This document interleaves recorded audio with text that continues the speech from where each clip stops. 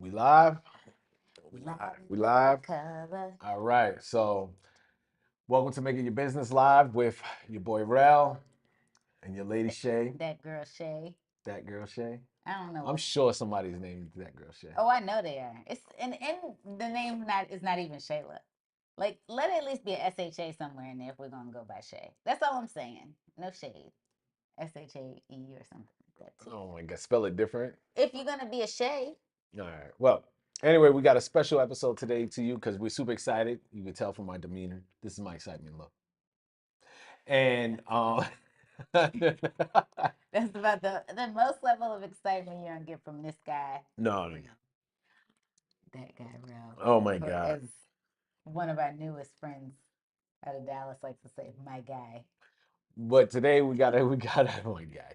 We got a special one today because we're going to talk about something that's near and dear to our heart. We're going to talk about Hollywood and how it's transforming into something that We didn't even see coming. did not see We coming. worked in television for 20 years and we didn't see it coming. So we are going to talk about, is YouTube the new Hollywood? Or in general, we're going to specifically talk about YouTube, but we're going to talk about the content creator economy that is happening right now and where the eyeballs are at, where Hollywood's eyeballs are at, and where there are seemingly untapped opportunities for growth as a creative now, and maybe lack of growth as uh, a traditional filmmaker. Definitely a lack because there's just so many people making films. Like, I Yeah, think that's the thing. When you log into, for me, like if I look, it feels like everybody's a filmmaker.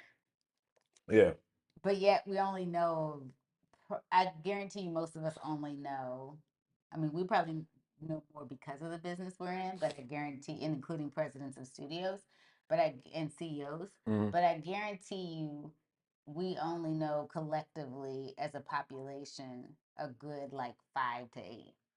yeah. And that might be stretching it. Mhm.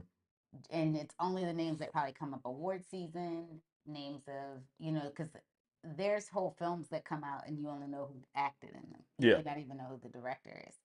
So that, or definitely don't know who the screenwriter is. yeah.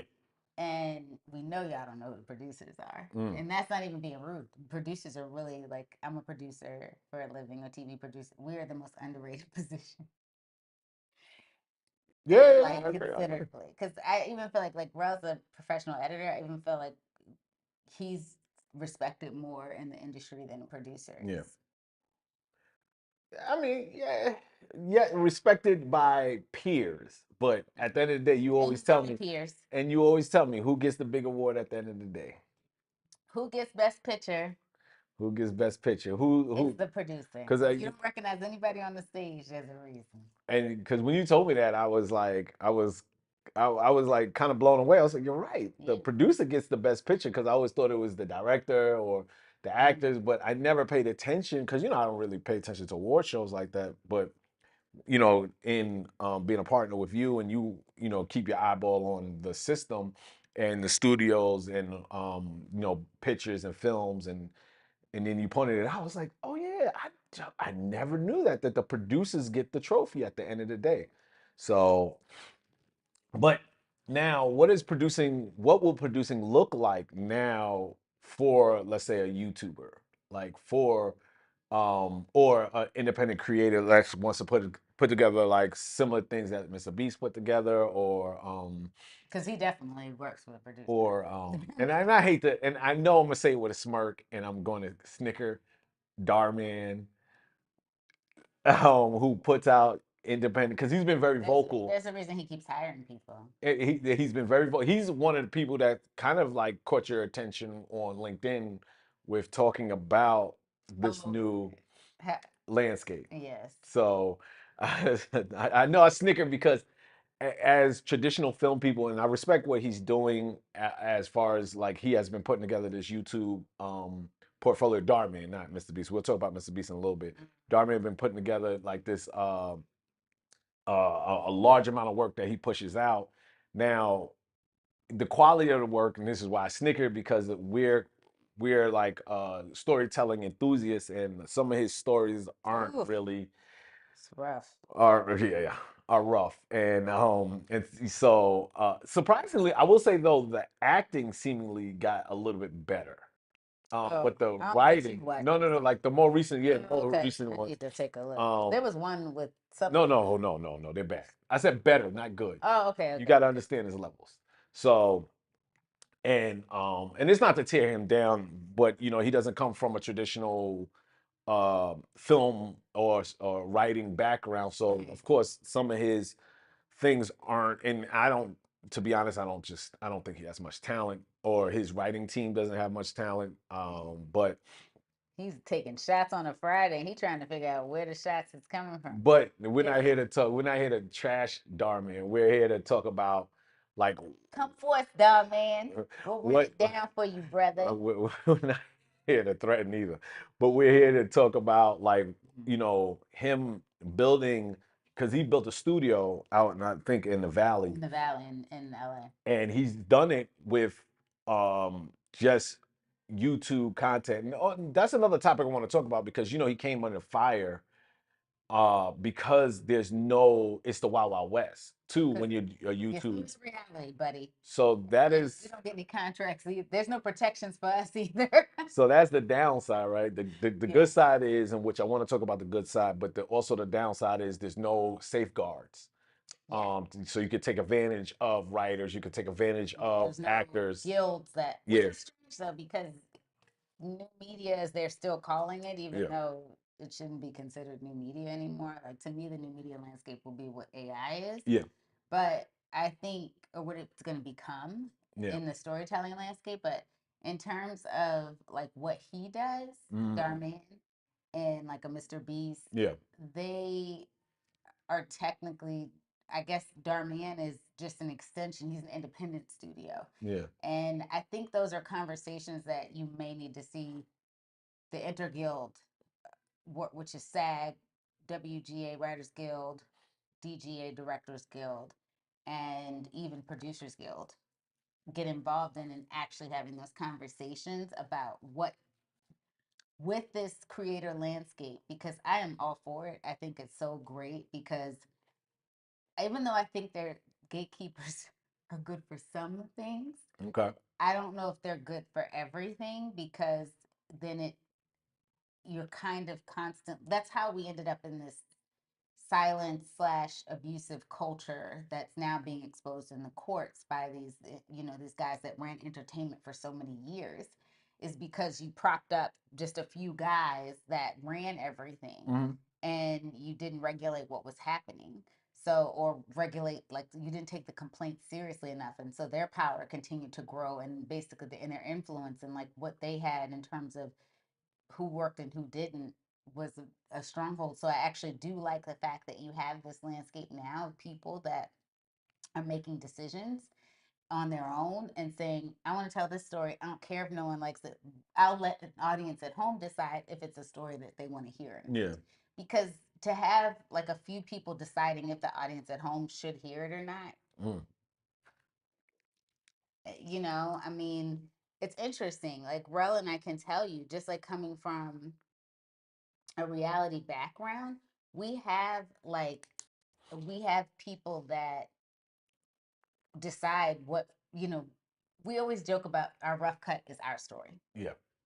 The rough cut is the only story Rel and I get to tell before the production company that we're subcontracted by, Mm. and then the networks or streaming services that we work for. Then we go through a notes process with them.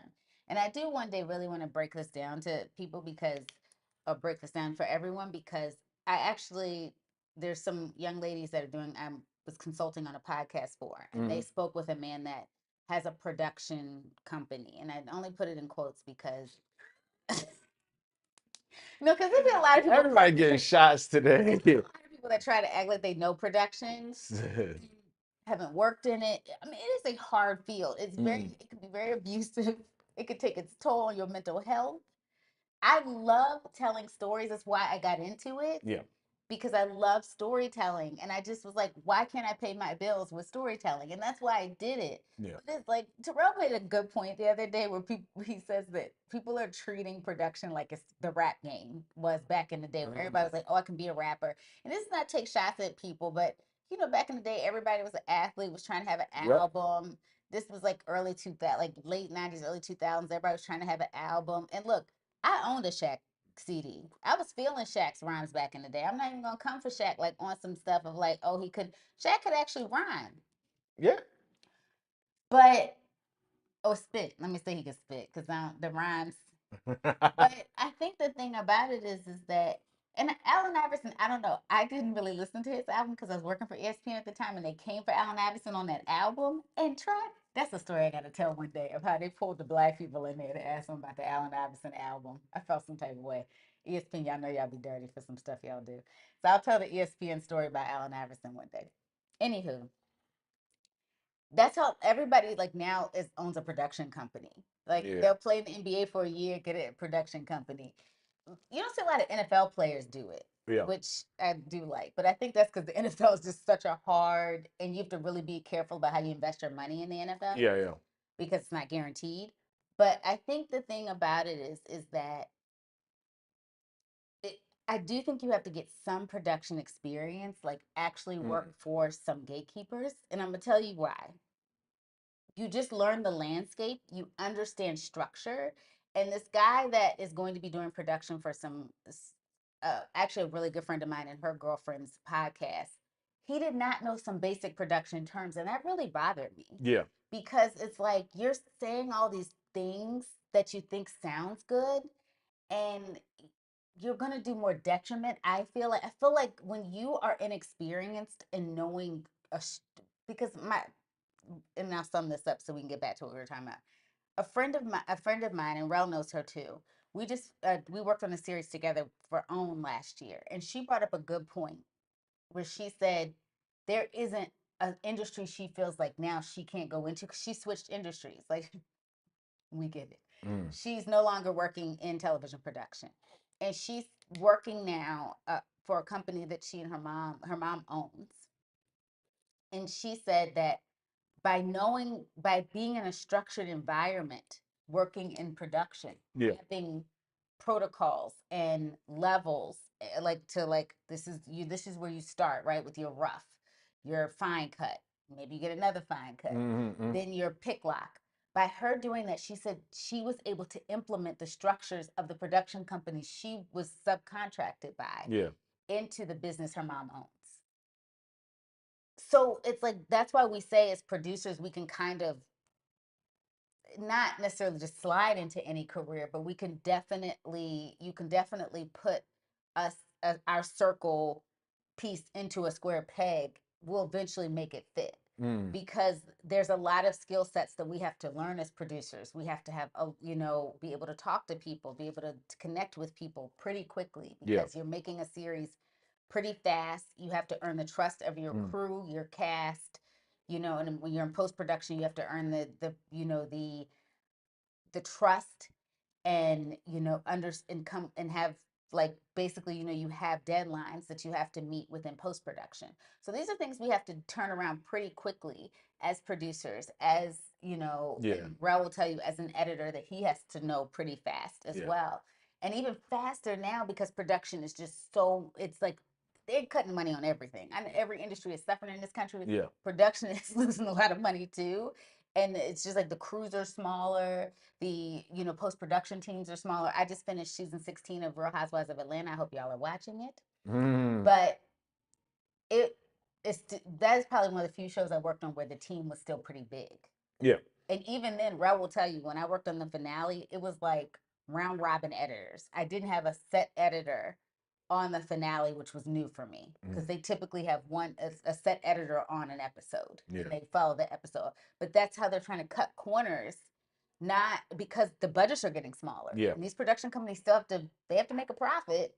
So it's like, they have overhead too. So it's just interesting to see. But the reason that I like what YouTube is doing, what YouTube creators are saying that they're doing to bring it back, is that they are actually saying, okay, I want to have my own notes process. I want to Yeah, have yeah, yeah, yeah, this. yeah, yeah. But like Rel said, should it be the Wild West? Should there be some guardrails in place? I do think if you're going to use actors, I really am a believer in this. Yeah.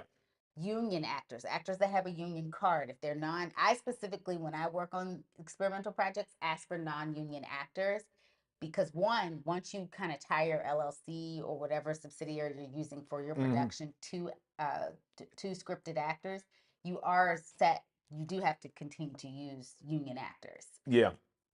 So, and that paperwork is extensive. If anyone's ever had to do SAG after paperwork, it is no joke. Yeah. So, to actually clear your actors for that production because they're being protected. It's a union protecting them. I Hmm. get it. Look, I'm not, and the same if you use union crews. There's a Yeah. lot of paperwork you have to go through to make sure you're adhering to the union rules, you're paying the minimums, and all of that stuff. Do I feel like you should have it if you're a DAR man? Absolutely. Yeah. If you have the budgets. If you don't have the budget, specify you have non-union. Trust me, there ain't no guardrails on non-union. Yeah. You can go. We know. Rel and Rel has walked into a production company at 9:30 in the morning and left at 5 a.m. Yep. editing Multiple days multiple days in a in row. 1 week. Rel went from editing 2 episodes or 3 episodes one season to doing the whole season by himself. So it is definitely, and it's not anything against like who's above us. It's Yeah. just the way the system is. Yeah. And I feel like if you're going to do that, don't call yourself a structured shop and you don't have that structure. Yeah. That's all I have to say. I kind of went off the rails. Sorry. Now, I do want to touch on something before we go any further because you talked about gatekeepers, and that's essentially what the unions are in studios are gatekeepers, and a lot of um, a lot of people who are dabbling in media, right? Like athletes, musicians, people who don't have a traditional, who don't have a background in traditional media. Now, the thing about YouTube is you want to get around gatekeepers, right? Like you because that's the great part about it, and that's something like I would like to see more from a lot of people who are starting these production companies. Because the thing about YouTube that I find fascinating is, and you touched on this earlier, the audience has the power, right? The same thing with any one of these social media Which is platforms. good. The audience has the power, right? The audience dictate what they want to see, what they don't want to see. The algorithm can push your content, but at the end of the day, if nobody's watching your content, nobody's going to care, right? Like right now, we're live. No one's watching our live. So right now, nobody wants to watch our content. but Hi, everybody who's but watching this. but that's the thing, right? Like you push out your content and your audience and you try to capture your audience. And I think that's the audience becomes the gatekeeper. And I think that's a better way to approach it than, you just say, I'm rich, I want to start a production company, Right. and then a studio gives you $100 million and then you put out bad content or subpar movies and and you kind of insult in my opinion insulting your fan base, right? Because your fan base is going to support your projects even if they're not good. I'm not going to speak on specific, but there's been a few movies that have been like, in my opinion, have been bad put out by like a athlete or two. So I Oh, do yeah. think I Something do like that. think that it's that I like the idea that the audience is the gatekeeper versus the studio system or Hollywood being a gatekeeper. So, and that's what kind of like what I like speaking about MrBeast, right? Like now looking at what he did is he continued to learn what his audience wanted as he grew, right? Like he continued to make uh small and or big changes to his content, adjusting to what the audience likes and dislikes, and Yes. he became um a studio in that way, right? Like so, like he built something as opposed to, let's say, athletes who just are given something, Well, right? it's also profiteering too. It's like that's why when people are wondering why there's not a lot of original IP, why there's a lot of things like why we're about to see the 200th Superman film, like why Shout out to James Gunn. why there's so much of the same IPs constantly being made. Hmm. It's really because studios have to turn a profit. They're business. Yeah. They're public. So for them, it's not like MrBeast where like again, he wants to make sure that you guys stay entertained. Yeah. Are you not entertained? It really comes for them. They have a board. They have shareholders. We read an article the other day because David Zaslav, the head of Warner Brothers, continues to make. He making like anywhere between 50 million. Yeah. He was the one that famously made 250 million in, was it 2022? Yeah. He made 200 right before the strikes. Yeah. He made 250 million, and he is synonymous with cutting jobs of a lot of people who've worked within that studio system for about 20 years, and now actually he ends up like they had their worst year last year. Yeah. Where they lost, I gotta find that article again, but they lost billions, Yes.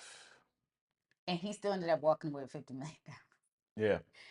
Over 50 million. I think he made anywhere between 51 and like 55 million based off like the packages that are already baked into the studio system. So it is important for a lot of people to make money. That's also another issue. We won't talk about with the CEO system. Oh, the C-suite. wow. It's just people can still make Yeah. millions and millions of dollars, even though their company could be the corporation could be failing. Yeah. I think that should be reevaluated at how much. Once again, back to MrBeast. What I liked about what MrBeast said, and I'm sorry, They I cut lost you off. $11.5 billion. So what I like, Brothers discovered. what I like about what MrBeast does is if his content is failing, he'll make adjustments and get better. And he reinvests 100% or at least majority of his money back into this business. Talk about that specifically because MrBeast talked about why he's borrowing money from his mom for his wedding. He's getting married to his girlfriend that he met a couple years ago. But MrBeast, as we now know, has just been announced to be valued at $1 billion. But he says, which we love, he has less than $1 million in the bank. Yeah. Well, I mean that ranges though, right? Like, I mean, there's a lot of people with less than $1 million. You're not alone in that. There's a lot of people with less than $1 million. Welcome to America. But 800,000 it looks very different than $100. So the fact that he still lives in North Carolina, he's living very well. He in North Carolina with less than $1 million in the bank. He's living better than almost the whole state of North Carolina. oh Lord, North Carolina got a shot for being poor. Rich people. There's a lot of wealthy people in North. I'm saying though, like in terms of just in general, if we're talking about a general population of the state, and you're a billionaire with less than $1 million, you're still doing well. Yeah, he's doing well. He's doing well. I just like his money would look different if he was in LA and New York. Not at $1 billion, but still. Well, yeah, he would just because he makes so much, he would have to just make lifestyle adjustments to match. Exactly. But that's the thing, right? He makes sure that his lifestyle, and that's some advice for YouTube creators or independent creators or TikTokers or anybody of that facet. Making sure that your cost of living matches what your goals are, right? Like if like me and Shay, we keep our cost of living relatively low because we want to reinvest whatever we can into growing our business, growing our her always have make her films. We were talking about that. We were joking because you have the fashion itch. I do have a fashion issue, but even I've pulled back. An itch. Yeah. I don't want to call it an issue. Superfly, you think? Did he leave? Oh. You think Miss Hey Superfly? You think that MrBeast is lying about his expenses? When he comes back, I gotta ask him. Oh, that's interesting. I think it's fudged a little bit. I think he gets more than $1 million. I told you. I said he drives. I think he drives a Lamborghini. No. Oh, we're live. Sorry, this isn't pre-recorded. Wait a minute. Do you think MrBeast is lying? Oh Lord. I don't think that. Tell me, Superfly, why you think he's lying about how much money he has in the bank? Well, I told you he drives a Lamborghini. We're live on YouTube too, so that's why if we're turned to the side at times, we're live on 2 platforms. He said, "Yeah, he lying." I do think. Let me tell you why I don't think Superfly that he's lying. I'm gonna tell you why. I would say Rel and I've had any losses. All of our losses in the last. Oof.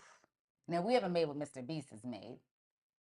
but we haven't done poorly in our careers. Mm. But I will say the reason I think he is, we've lost more in investing in our company Mm. of our, trying to make our own projects than we have in terms of, and he at least gets a lot of his completed. Like we've lost and haven't been able, there's been some that have been like uneditable, but on personal projects, I'll say. So that's the only reason why. I mean, do I think he's living with a little bit more than $1 million in the bank? Absolutely. Yeah. But I would tell everybody that too, because he probably don't want anybody to roll up to where he is in North Carolina. Yeah. But I do. But that's funny that you say you think he's lying. I think he's exaggerating. I think, like I said, like I believe someone discovered that he drives like a $300,000 car. Like, like Oh, so. he drive like a Lambo. Yeah, that's what I've been trying to say. I think he drives a Lamborghini. So like, I don't think he has. Well, I think at times, I think because he reinvests, there are times he has less than $1 million, and there's probably times he has $10 million. So I think because he's constantly reinvesting, I think it's hard for him to gauge. It's like doing a net worth, right? Like when you have a net worth and people are like, "Oh, you have a net worth of $10 million," and it's like, well, I don't have $10 million actually in the bank. I have $10 million worth of assets.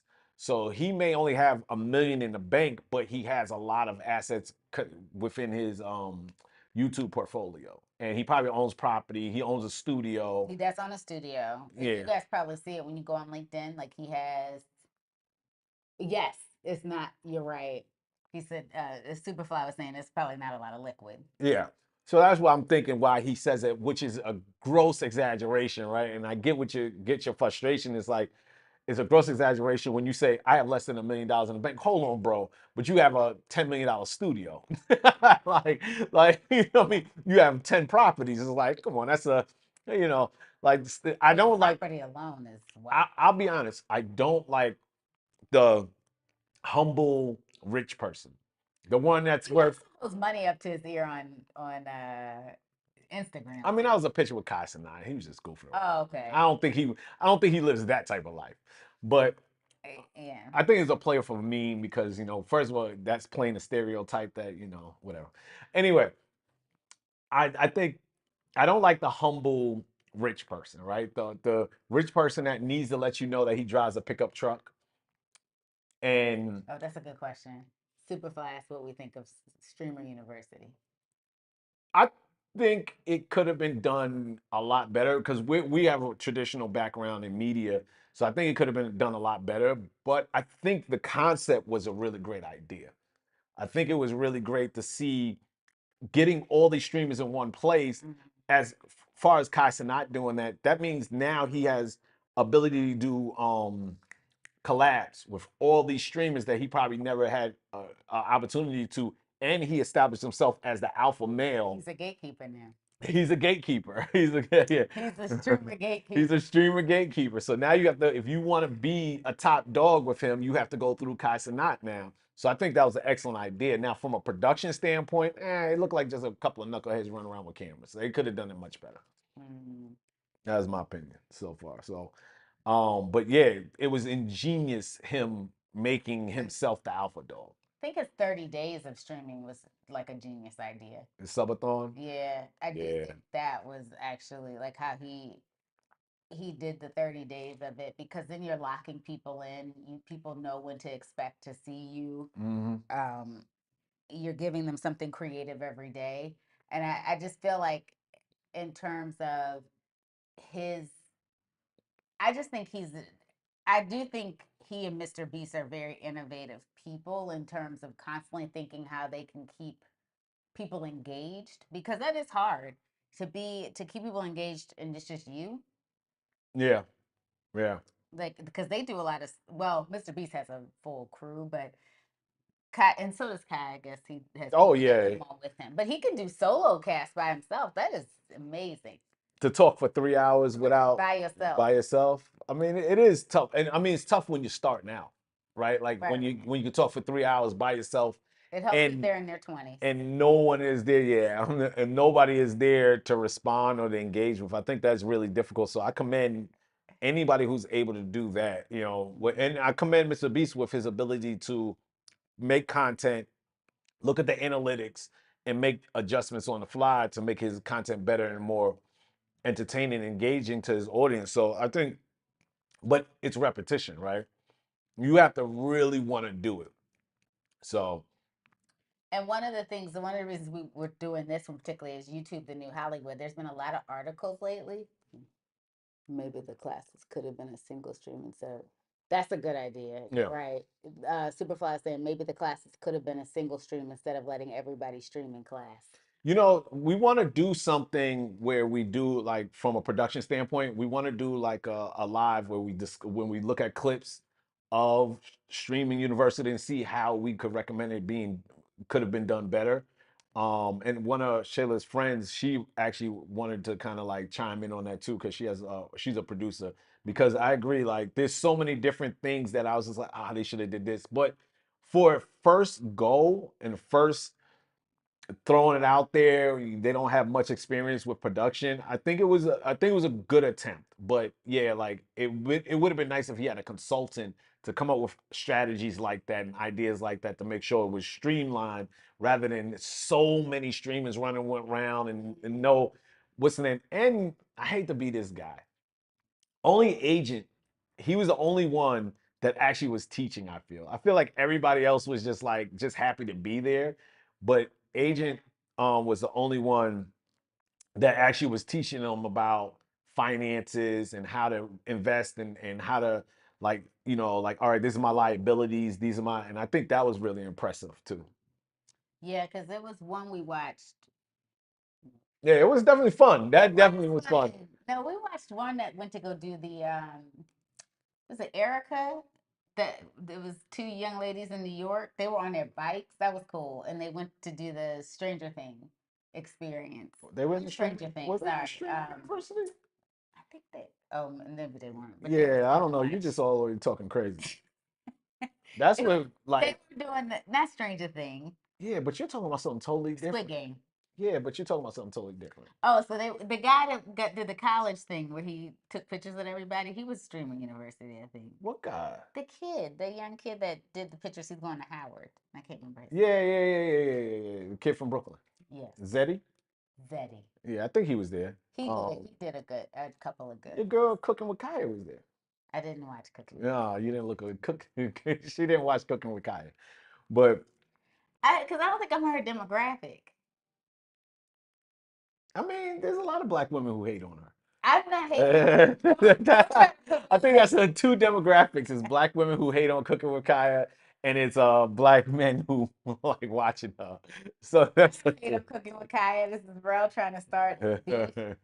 I'm not her demographic. Like you know what I'm saying? But anyway, so the thing, let's jump back into this because we're talking, we're touching on some good ideas of like um the role of a gatekeeper, and I like that where you went Yeah. with the, whatever.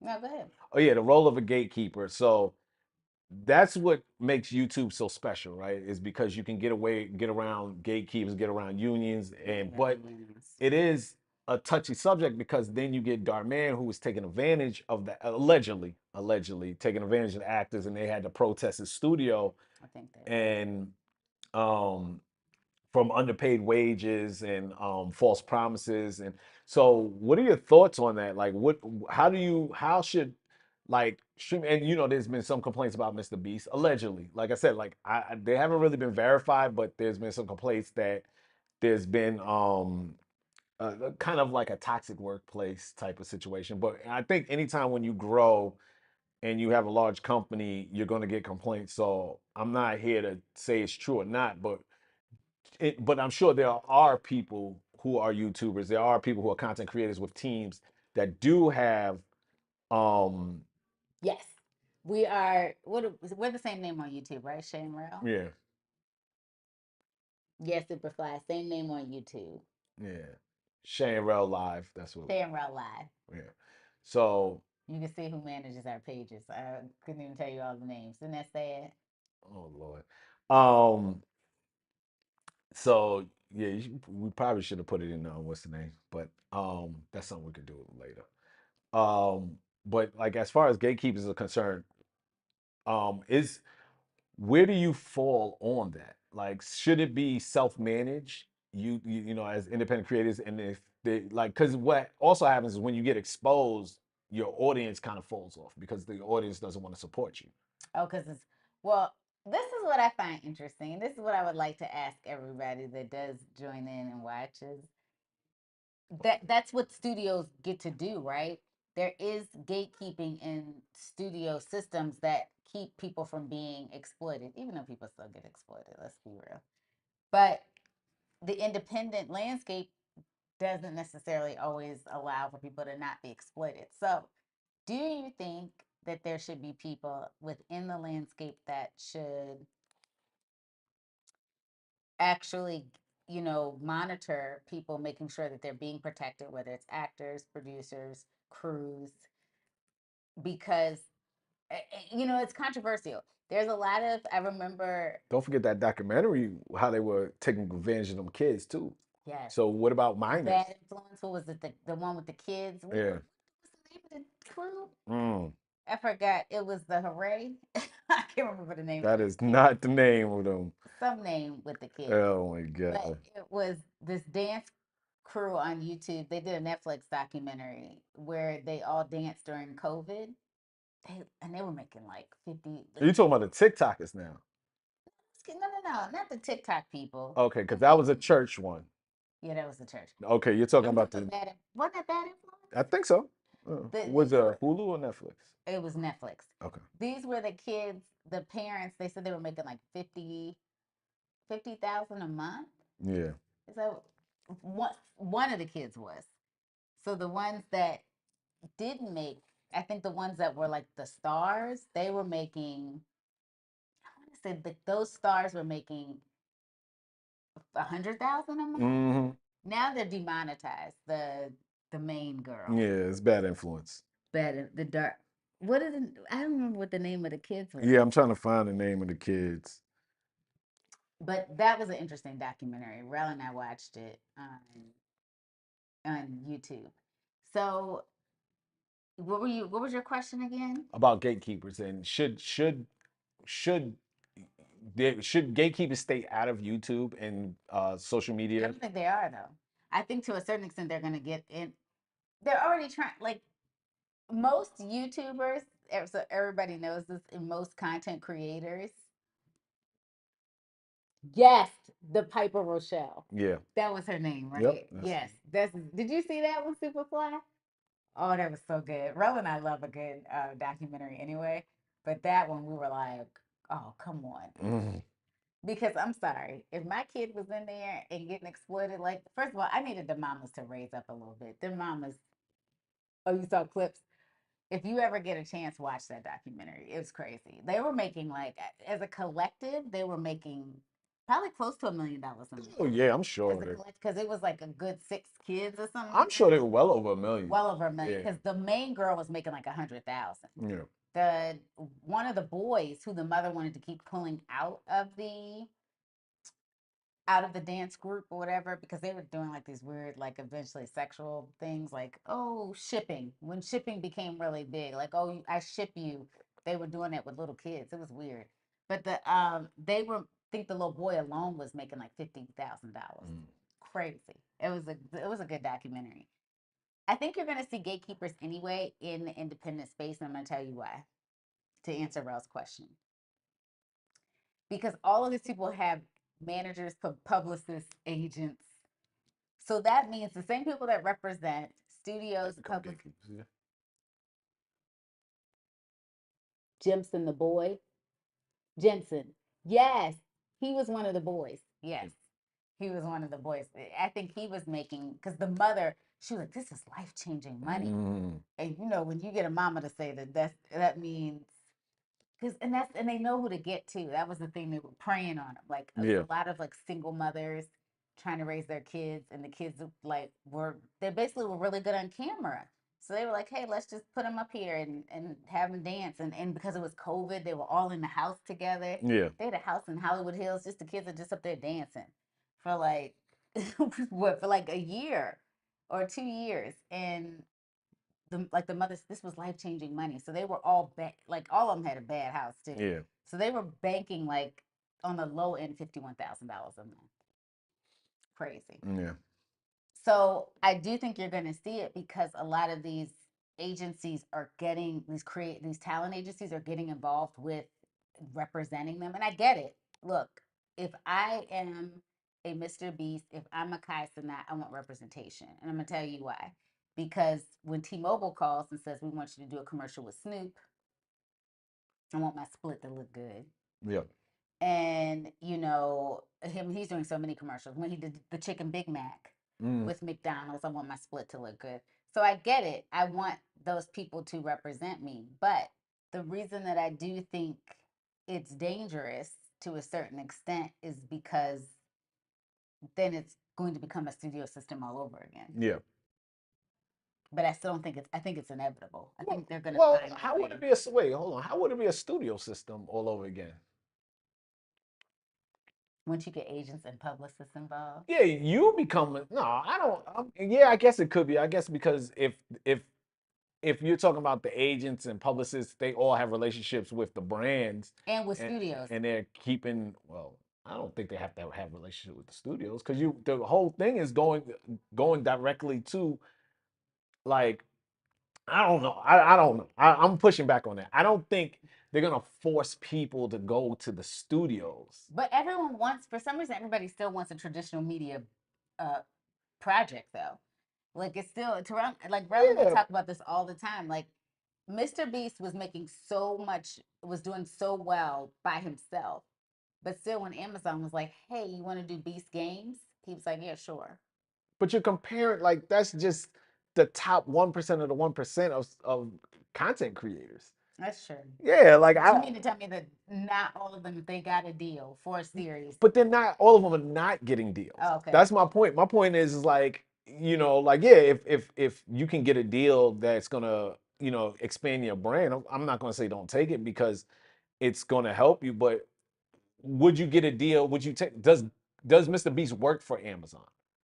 No, And he that's put $51 million of his own money into that show. so I don't Beast think, Games. yeah, I don't think that we're gonna see. I would hope that that defeats the whole purpose of YouTube, right? Like then Amazon might as well just try to start their own channel, you know? Hype House, yeah, they did Netflix. Hype House did Netflix. Yeah, hype house with Netflix, yeah. Yeah, I mean, at the end of the day, it those checks just look different.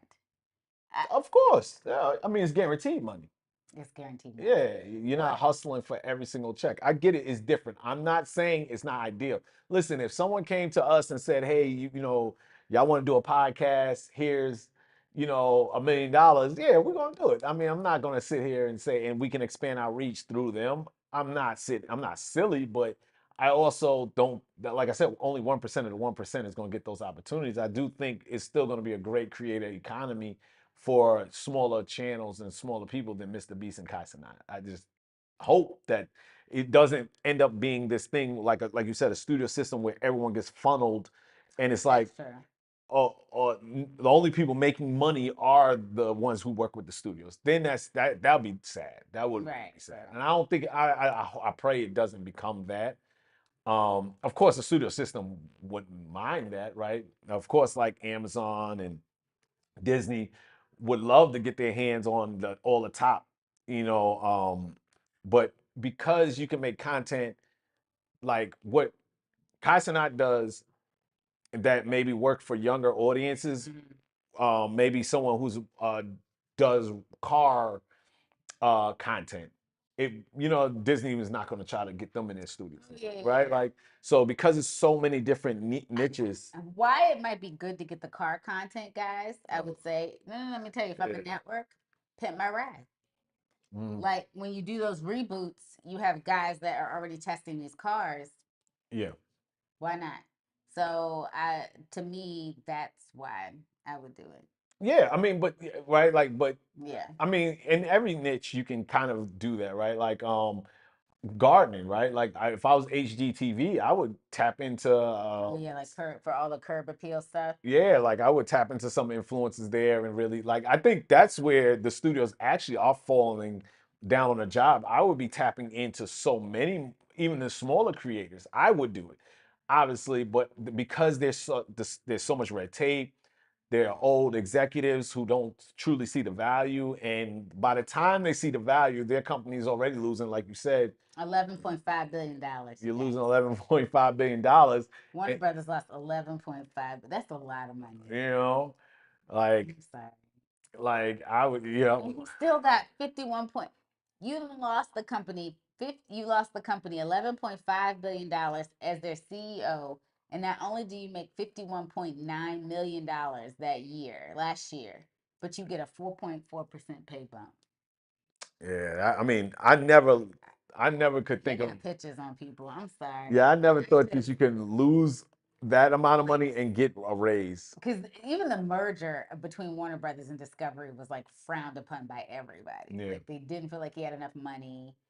It's crazy. yeah, Like I just yes, he was doing a decent job with Discovery, but Discovery shows like Rel and I can tell you like their budgets. yeah,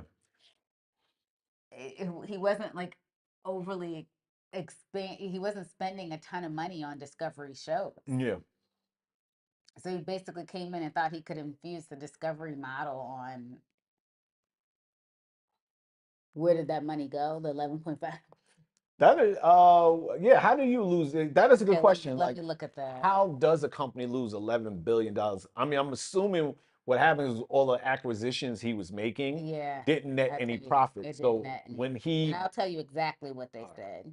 So for example, while she looks this up, like when he bought HBO, Goodwill impairment. what? It was $9.1 billion. Superfly was goodwill impairment, they said, and I'll tell you exactly what that is. What the hell is that? What is going on?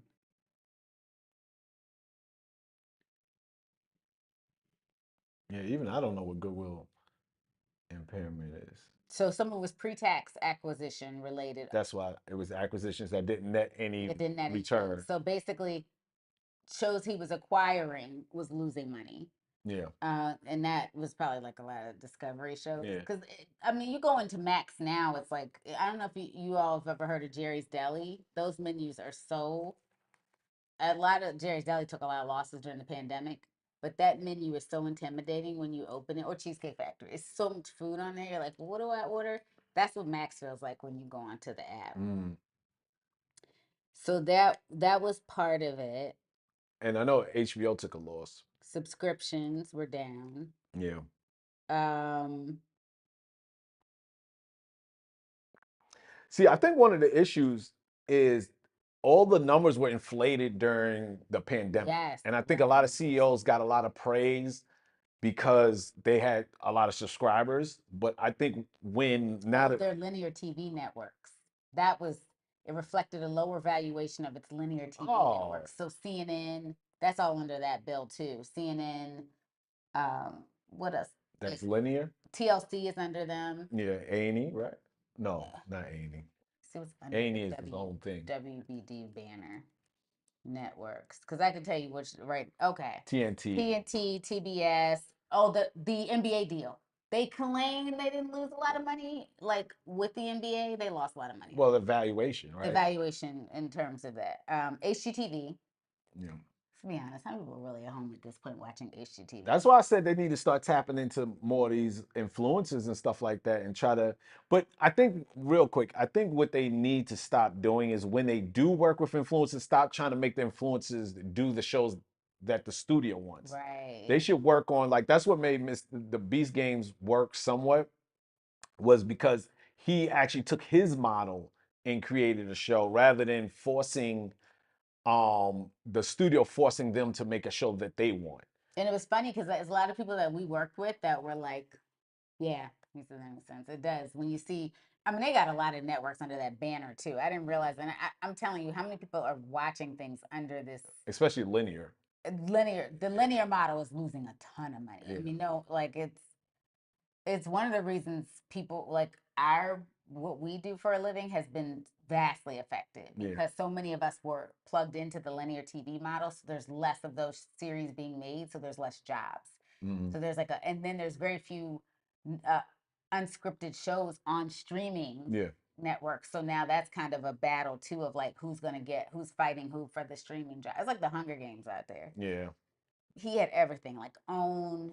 I mean, Animal Planet. He, I I like. didn't I know they had forgot Animal Planet. Yeah, I don't even remember just Cinemax. watching any Animal. Oh, is Cinemax still a thing? I think Yeah. that dissolved. But Adult Swim, I forgot about Adult Swim. So Investigation Discovery. Yeah. So he does have all of those under the banner True TV. Yeah. I don't think unless there's like a major case, I don't know who's watching True TV like that. I don't think a lot of people are watching it. So I think that's another. So that's where he lost a lot of money, and that's Well, how you end up losing. So $10 million, $10 billion of that 11.5 was lost on his linear model. even WB, right? If the WB's his, and he went Good for. question. Oh, I'm glad you asked us. Did Oprah sell OWN? I learned this last year working on oh yeah. Hmm. an OWN network show. If you guys are watching Somebody's Son, I apologize. The show we learned this because I'm not lying to you, especially because Oprah was like live your best life and holistic healing. I couldn't believe some of the reality shows that were happening on OWN. I was like, does she have any input whatsoever? Found out last year she sold majority shares. I think she has like 1% interest at this point in her own network. Mm, So now it's just kind of being run by a bunch of people Terrell and I used to work with. yeah.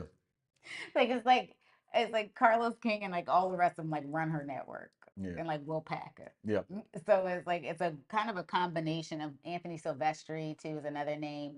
Like it's a bunch of like guys that used to work on like the Real Housewives series and stuff Mm. like that are running OWN. So yeah.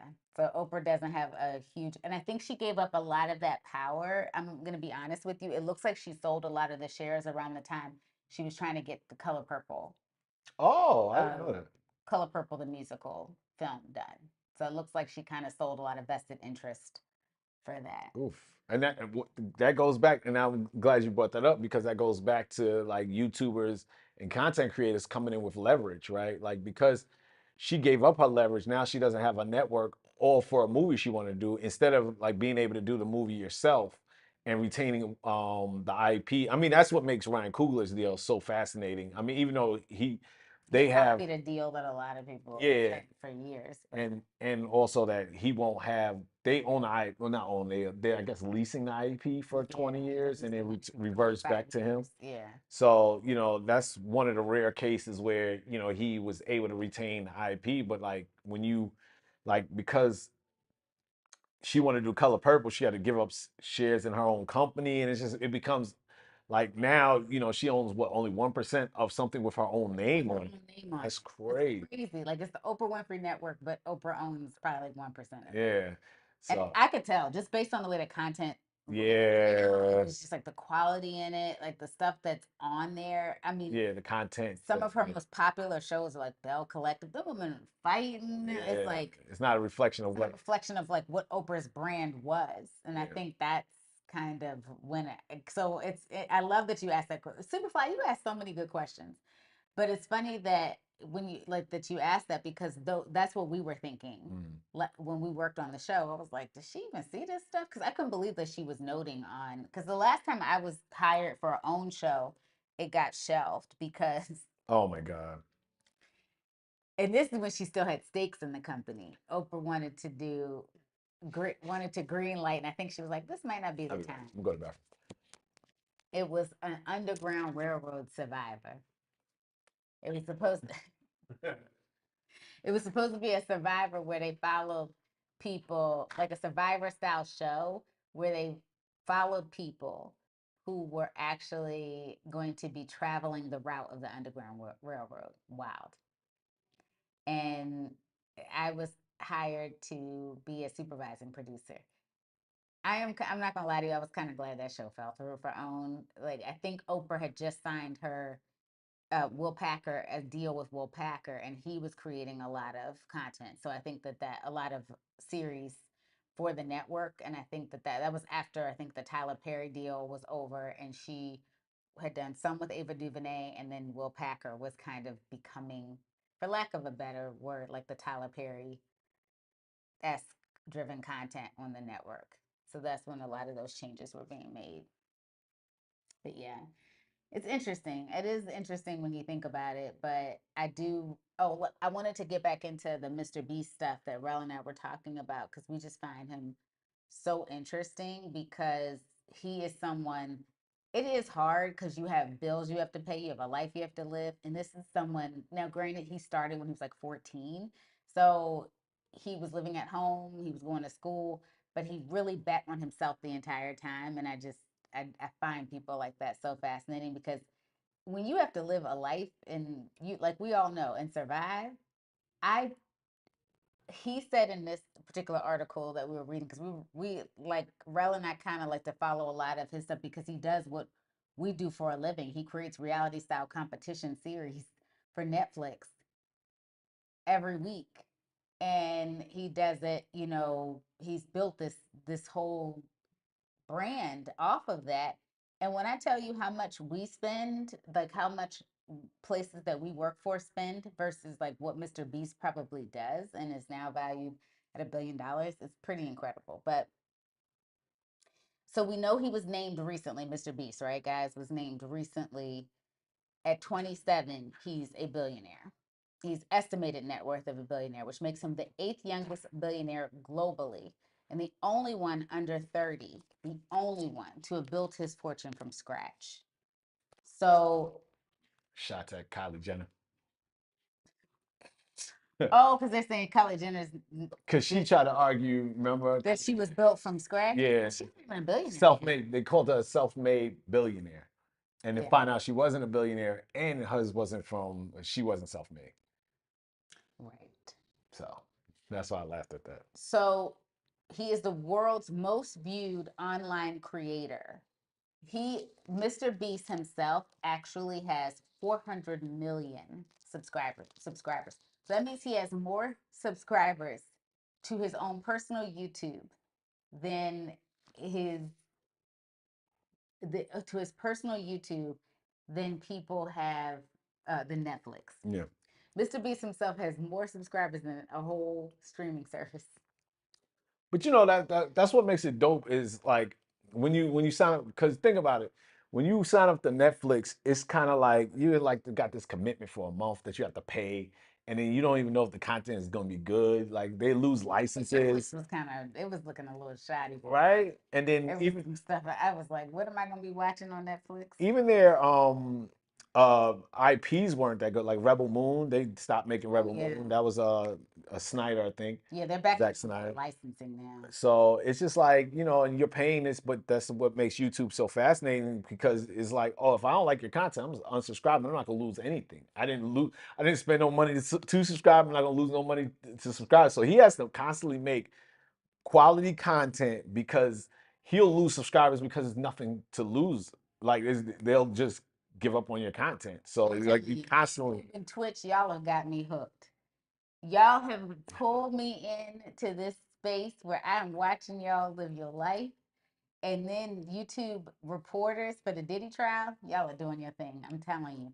I don't even watch the news like that. Yeah. Not anymore. Well, first of all, I couldn't do the news post the election anyway. But but the way y'all are reporting the Diddy trial, the theatrics, like the way that you're breaking down the testimonies. Oh my gosh. I don't think I could watch it anywhere. That's another way that you can know. It's funny that we were talking about Hollywood, but that's also another way that you know that things are changing because these YouTubers, YouTubers are getting into the court to watch this stuff. That YouTube is taking us into the court because the thing about it is that cameras aren't allowed into the court for the Diddy trial because it's a public. I mean, because it's a federal trial, Yeah. so cameras aren't allowed into federal trial. Although I really do feel like they need to do cameras in courtrooms. I feel like a lot of us need to learn Transparency and learn how the justice system works in this country. I think that a lot of us will. Hey, Michelle's in here, honey. Yeah. And I do agree. I do think. How are you doing this Friday? Oh my gosh. Mark, you finally saw Sinners? What did you think? I want to know. I can't see, honey, because. Yeah, hold on. Okay. I want to know what you thought about Sinners. So, Shell, you know you need to go see Sinners. Stop it. You are a writer and a producer. Yes, please go see it. I think it was just so creative. And the fact that he used music and dance, so intimidated. Well, now you can watch it at home. You don't have to go to theaters now. That's the cool part. Also, a reason to see Sinners is what we would, just to tie it back into thing. He has such a unique deal, one that like Quentin Tarantino has, where I think Nolan gets the deal sometimes yeah, too. he's gonna retain IP. So you as a filmmaker and you as a writer, you know how important it is that own your IP and how important that is and rare that is in our industry. So definitely support it. I know. Mark. Yes. The start. Yes, Mark. I feel like I need to play that. I'm going to tell you, I always found Ryan Coogler to be just fascinating in terms of how he just came out the gate as a filmmaker with so much confidence, even though he says that he publicly struggled a lot with like on set, like he was always nervous and always his stomach was always in knots. I think, like you said, what he was able to do with music and like in terms, like you said, with the guitar, Miles Canton, oh my gosh, is he not an underrated talent? Like, where did this kid come from? So definitely, I feel like I need to. I'm glad you got to see Sinners. Shell, you got to see Sinners so we can talk about it. It's so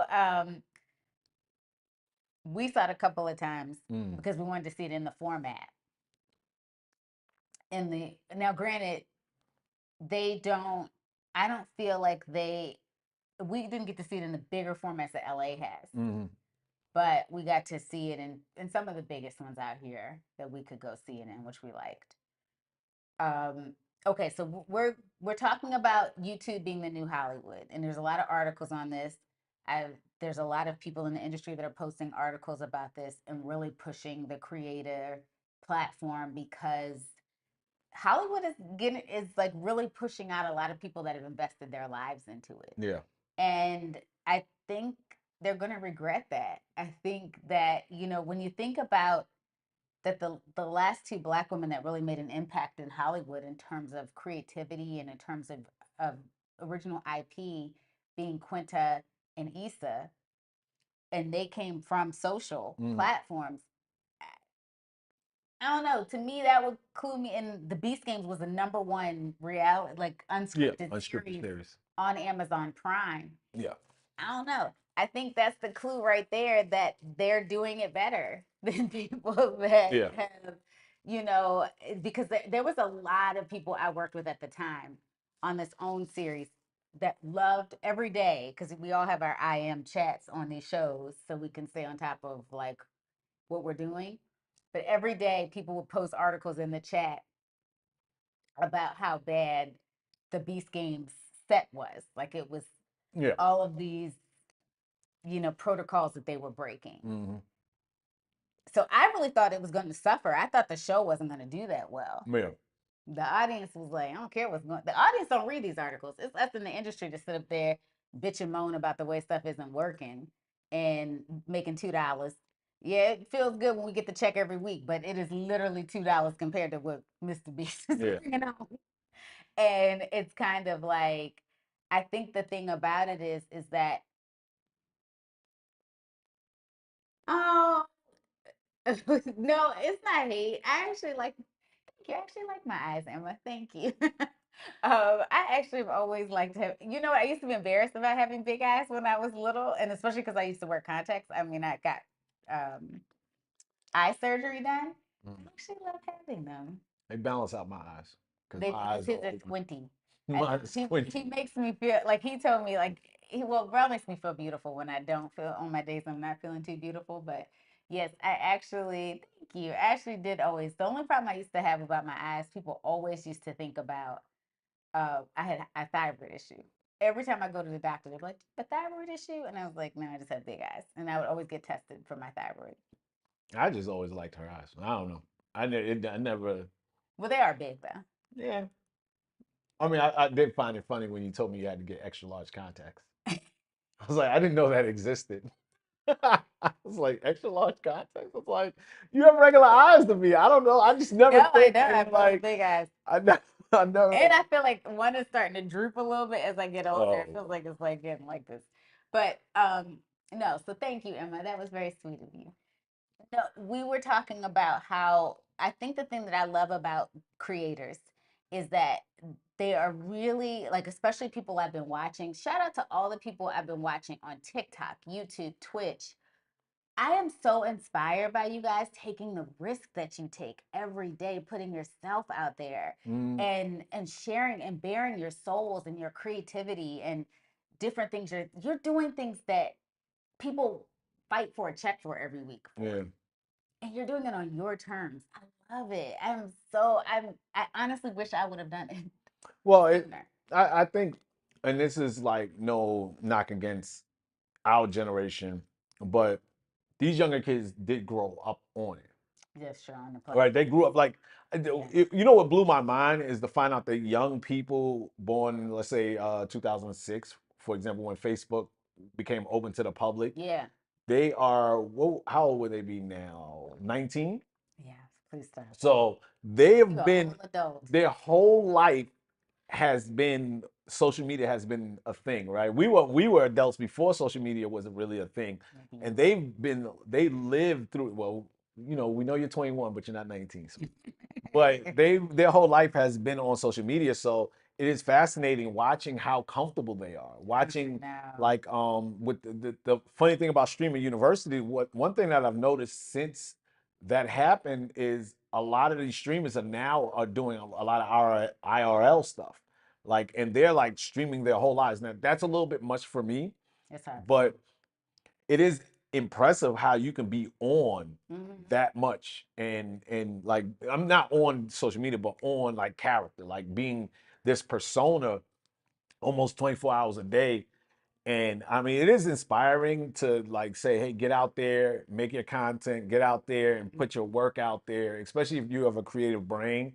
If you're always had like what Shayla was talking about. Like we were like trying to figure out like what are we gonna make for TikTok and type of content, and we like you can make little movies and stuff like that. Yeah, we're gonna start making little movies, guys. We want your opinion on them. And That's it's what's like been pushing me. I yeah, found some old scripts that, like short scripts, that I just was like, "Ah, I've never done anything with these. I was kind of on a writing rampage like 3 years ago, where I had all these scripts I either started or finished or didn't finish, and Rel is now encouraging me to make them. Like yeah, some of them that I do want to make, they are supposed to take place in Paris.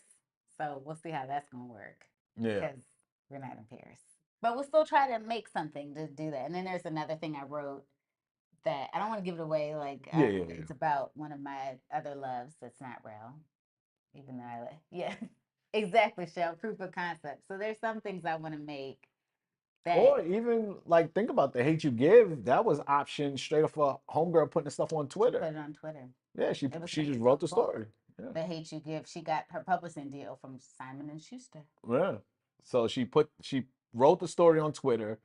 She got it published and then it got optioned. Yeah. So you don't know how the journey can be now. And now that so many eyeballs are on social media, I think now is the time to try to figure out how to get your work out there and it get as many eyeballs as you can. Because and not you don't need a large audience, you just need the right audience. And YouTube is now beating because the younger generation is watching. It's so funny. Everybody I know with a child, their kids watch YouTube. Kids do not watch regular television. So it is, I want to see how Hollywood is going to pivot because right now you're okay. You still have millennials and the like earlier part of Gen Z is still watching streaming Hmm. services Hmm. and they'll watch a traditional TV model. I can't wait to see what's going to happen when the rest of Gen Z and Alpha and then none of them watching TV, what they going to do. Yeah. Or they won't go to theaters like that. It's interesting. I wonder because first of all, real quick, AMC they said they're gonna put more commercials, but it's neither here nor there. In that, before you get to the before, movie, before you get to the movie, there's only like 800 commercials yeah, in AMC. yeah, AMC said they're gonna put more And then I hate the game that they try to have with Maria Menounos. commercials. I do not need a game before the movie comes up. See the movie. It's already bad enough you have like 30 minutes of trailers. Yeah, Just wild. Like I can't just watch that at home. but I wonder if cinema, like, because cinema been around for over 100 years now. Yeah. Do you think it will actually decline? Do you think like I wonder about like linear television. I do think that's going to continue to decline. I think that I don't know why that clicked. It's funny that your stuff is coming up here. Clearly, Rel is ready to watch Mountainhead. So, Oh, the game. Yeah, no. Michelle said she don't like the games before the movies at all. I feel you. I don't either, Shell. Oh my gosh.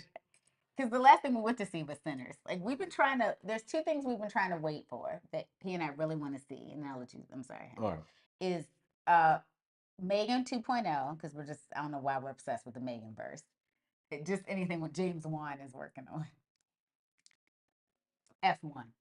There was another one. Yeah, F1 looks good. F1 looks good. And I wanted to deny it because I kind of feel some type of way because I really did like Ford versus Ferrari and I thought the sound design was exceptional in that movie. Hmm. And I was kind of like, I don't know. But Brad Pitt has not done us wrong in terms of being a producer. Yeah, He has, Plan B has been Plan solid. B has been very solid and consistent. So I'm never going to like hate on what, a film Brad Pitt puts out, except when he works with George Clooney. Now the question I was asking, and this is an interesting question with the success of like a Nora, and do you think that cinema will take drastic decreases in sales to the point where it won't be relevant anymore? Never. Okay, so there you Some go. people that like movies. Nora was shot on film too. Did you know? The Ryan Coogler was showing the strips when he did a thing on YouTube. We should put some of that stuff up sometime when we're on live. Ryan Coogler showed what they shot on for Sinners, and then they showed Shell. You have to go see that so we can talk about that. We got to have you on a live so we could talk about, especially from a writing standpoint. I'm so curious of what you think from a writing standpoint. I really want to get a hold of the center script too, Shell. So if the Academy, I don't know, I've been looking for it online. Uh, it's okay. You've been under the gun. I know that you're between. You starting something else and finishing up a project, so I get it. I do want to know what you if the academy has show let me know if the academy has posted the center script. I am just curious while I'm working on this true crime script. I'm curious of his structure more so in the middle. Mm. Where I was killing me on my structure yesterday on Shell on the true crime. We acted it out a little bit yesterday. He was like, "Where's the? I need a murder to happen now." But I mean, it's so difficult to read a thank script. you, thanks, Shell. It's so difficult to read a script versus like watching it, right? Like because reading it, it felt like nothing was happening. But when I looked at how many pages you were in, I was like, yeah, no, that's about within the first 30 pages. That's a hard. Yeah. It You Shell. It you is the know hardest part. Nope. And he's become like an expert on structure. not expert. Whoa, whoa, whoa, He's whoa. written all of these books, which by the way, we need I to just get. have some knowledge of structure. And so he's been my toughest editor now, Shell, on scripts I've been writing. But one of the ones that he was looking at, the true crime one that we shared, Rel was actually that I shared last week. We acted some of it out yesterday on YouTube and on here. And Rel was like, "Yeah, I guess where it does happen is traditionally Yeah, in the structure where the murder was supposed to happen." So that felt good. It was just so many different scenes yeah. of like character development that he was like, oh my gosh." And but I think I know. Yes, your Michelle says that your brain does work well in that way, where you think Oh, now it's time to hit. well, editor. Yeah. So, I have, because I'm an editor, I have a timing in my head. Like it's weird. Like when I can fast forward something and stop it almost exactly at like a certain Yes, time. much better. Yeah, it's just weird. It's just like, Producers, right? Our brain struggle with that. Like yeah. as producers, our brain is always like, okay, but then what about this? But then what about this? We're gonna bring in the board next week too, Mm. because I started a board show. Because I started putting all these characters in it, and because I have a true crime show happening within this structure, it's like meta within. So it's a true crime show actually happening within the film script. I was like, oh my gosh, what's the name of the woman that already died, and another woman's dying, and because I'm basing it on a real life, basing it on a real life serial killer, I have to change the names Exactly. It's fun, but I had to change the name because by the time like I started to go through the character profiles and then some of the outline structure, it was like, okay, let me jump into the script so I can at least get into there and I could complete the outline from that. But Rel was like, I told him at one point I was forgetting what one of the women's name was because I don't want to re-traumatize the families of this actual serial killer that killed all of these women. So I'm changing the names and kind of the circumstances, making it a fictional area that's near Rocky Mountain, North Carolina.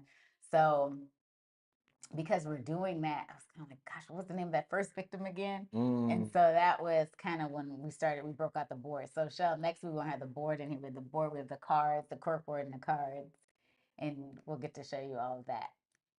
But yes, I think that, like Rel was saying, YouTube is beating Netflix right now as the number one streaming service Yeah. as of the recent, what is it? The recent polls Yeah. or like the recent Nielsen ratings that they've been given is that that YouTube is beating Netflix. Crazy. Yeah. Netflix is still right behind them, and they're like neck and neck. Yeah.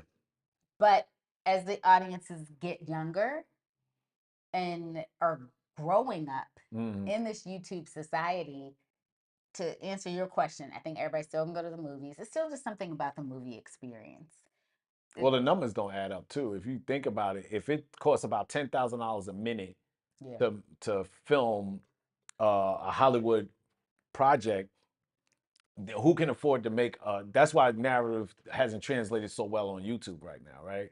It's more reality style content because, and I think when if someone could crack that code of how to make a quality narrative project on YouTube, then we'll have a different conversation about what will the Hollywood system or what will cinema look like in the future. Well, But who's going to pay for it though? Like, there's a paywall that you have to pay. yeah, I would love to know everybody else's opinion. Like, would you pay to watch a film on YouTube? I mean, because you they do. tried it for a little bit.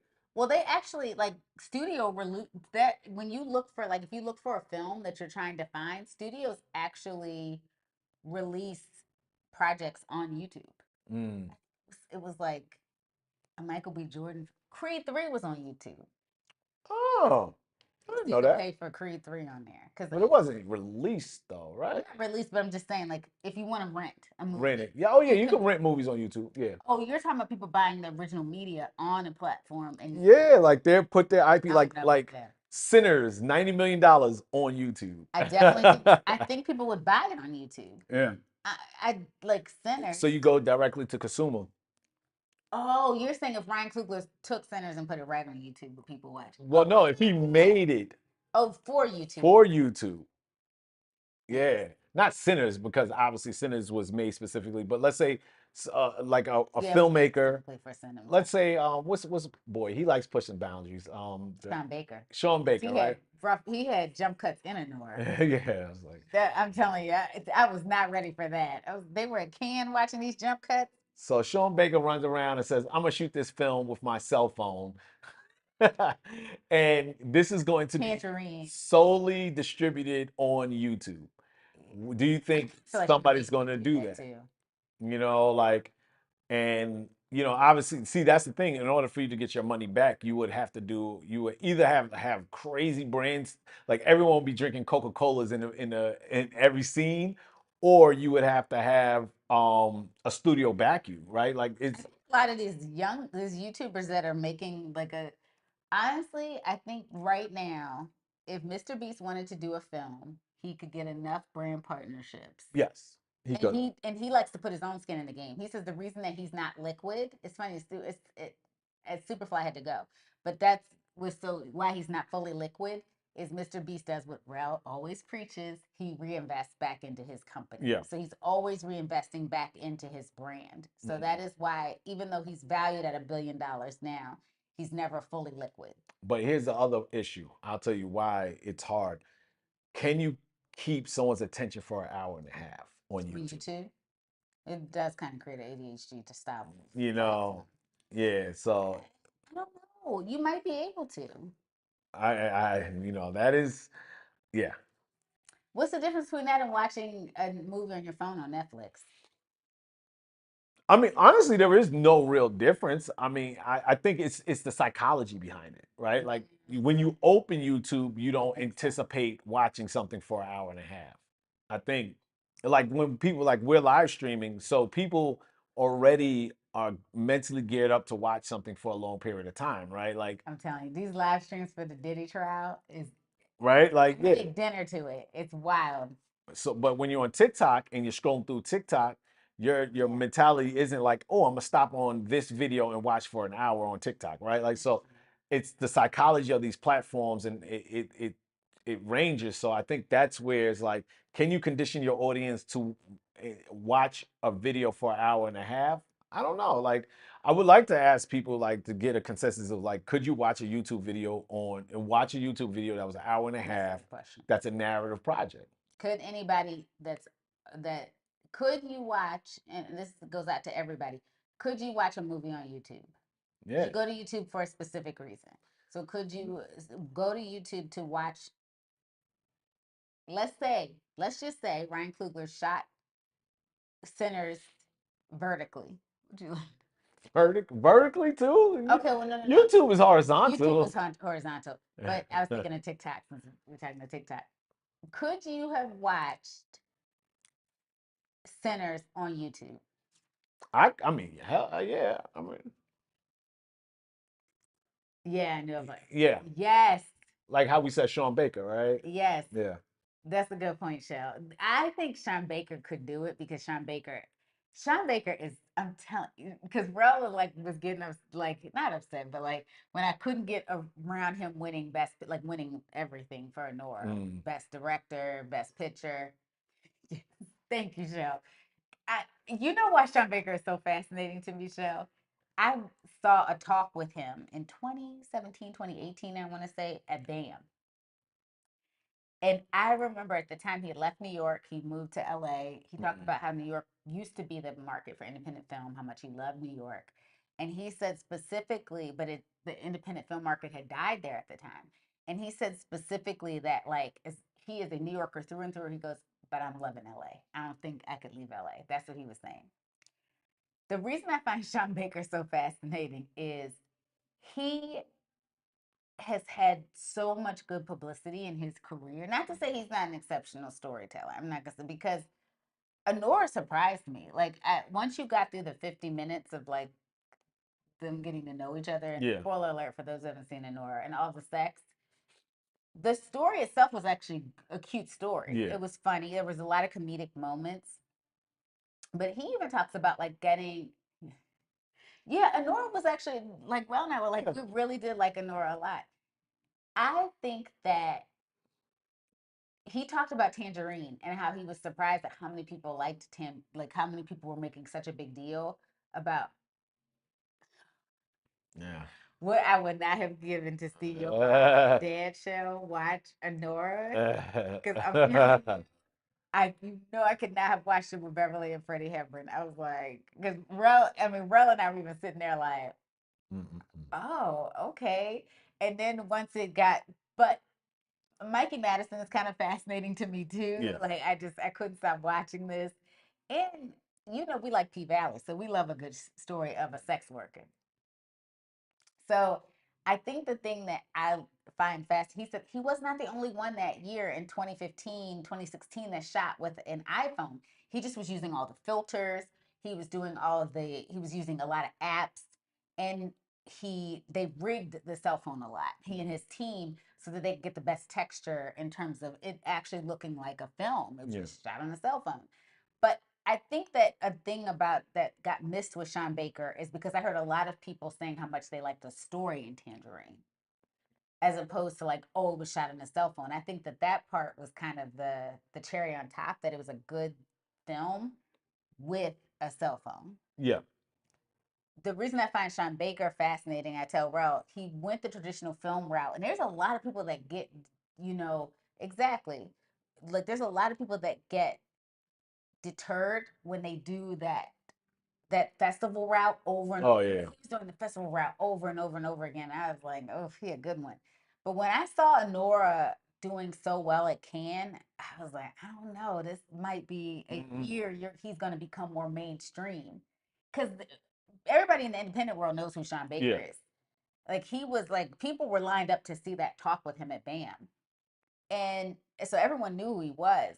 But like the mainstream people don't know who Sean Baker is because he didn't do the traditional things like, align himself with Disney or Warner Brothers or Sony. He was like, no, or Paramount. He's like, no, I'm going to go this route. Yeah. And now, he's a household name. Yep. Crazy to me. It's like I do really find him fascinating because there's a lot of people that go to these festivals every year and don't, and they're just like, that's it. Yeah. After they go through a few like they get rejected, they're like, I'm good. Sean Baker was like, no, I'm gonna keep doing it. Mm. I mean, now you have the A24s and the neons. Yeah. You know, they were disruptors at their time, but even they're like mainstream. People see neon and A24, they're not gonna be like, oh, I'm not gonna go watch this movie. Oh yeah. Yeah. Now people are gonna go see. They're like, oh, because they've consistently put out good films. Yeah. So I forgot who's doing an A24 movie that I saw an announcement. I was like, that's interesting. Someone who recently, I think they did something with A24 too. off of YouTube. No, not off of YouTube. A24. But that's a good thing we can research and look up. Like, who is a filmmaker that's doing it big on YouTube? A filmmaker? There's no filmmakers who's doing it big on YouTube right now. Yes, there is. Rel forgot Poca Studios. Oh my God. Who's Poker Studios? They are a Nigerian animation company. Oh my God. Rel and I watched one of their films. Was it live last week? About last night. Oh was my it God. last night? If you guys get a chance to watch Poca Studios last night film, it is an anime Mm-hmm. with a Nigerian cast. Yeah, no, yeah, it had no dialogue. I mean, it had like one line of dialogue, one word of dialogue. I think that, and like I said, like that's I think the issue with YouTube right now when it comes to narrative content. It's like who's who's gonna be the first one to make the commitment as a polished storyteller, right? As someone with real storytelling chops, who's gonna make that commitment to try to tell a story on YouTube? Like to basically say, my dream, like like when you look at writers and directors and producers, and y'all had these dreams of your name in lights and you're filming in a big, coming through the projector, and you grew up watching Citizen Kane, and who's gonna say, you know what, I don't really care about that. I just want to make films and I want to distribute them on YouTube, right? There has to be a very intentional choice as well, especially if you're a skilled or polished writer or creator or filmmaker, to say, I'm gonna give up my dream to do it here. That is, and like you said, with someone with some reputation or some clout in the game, to do that, that's. I think I do think it could work, but it is also.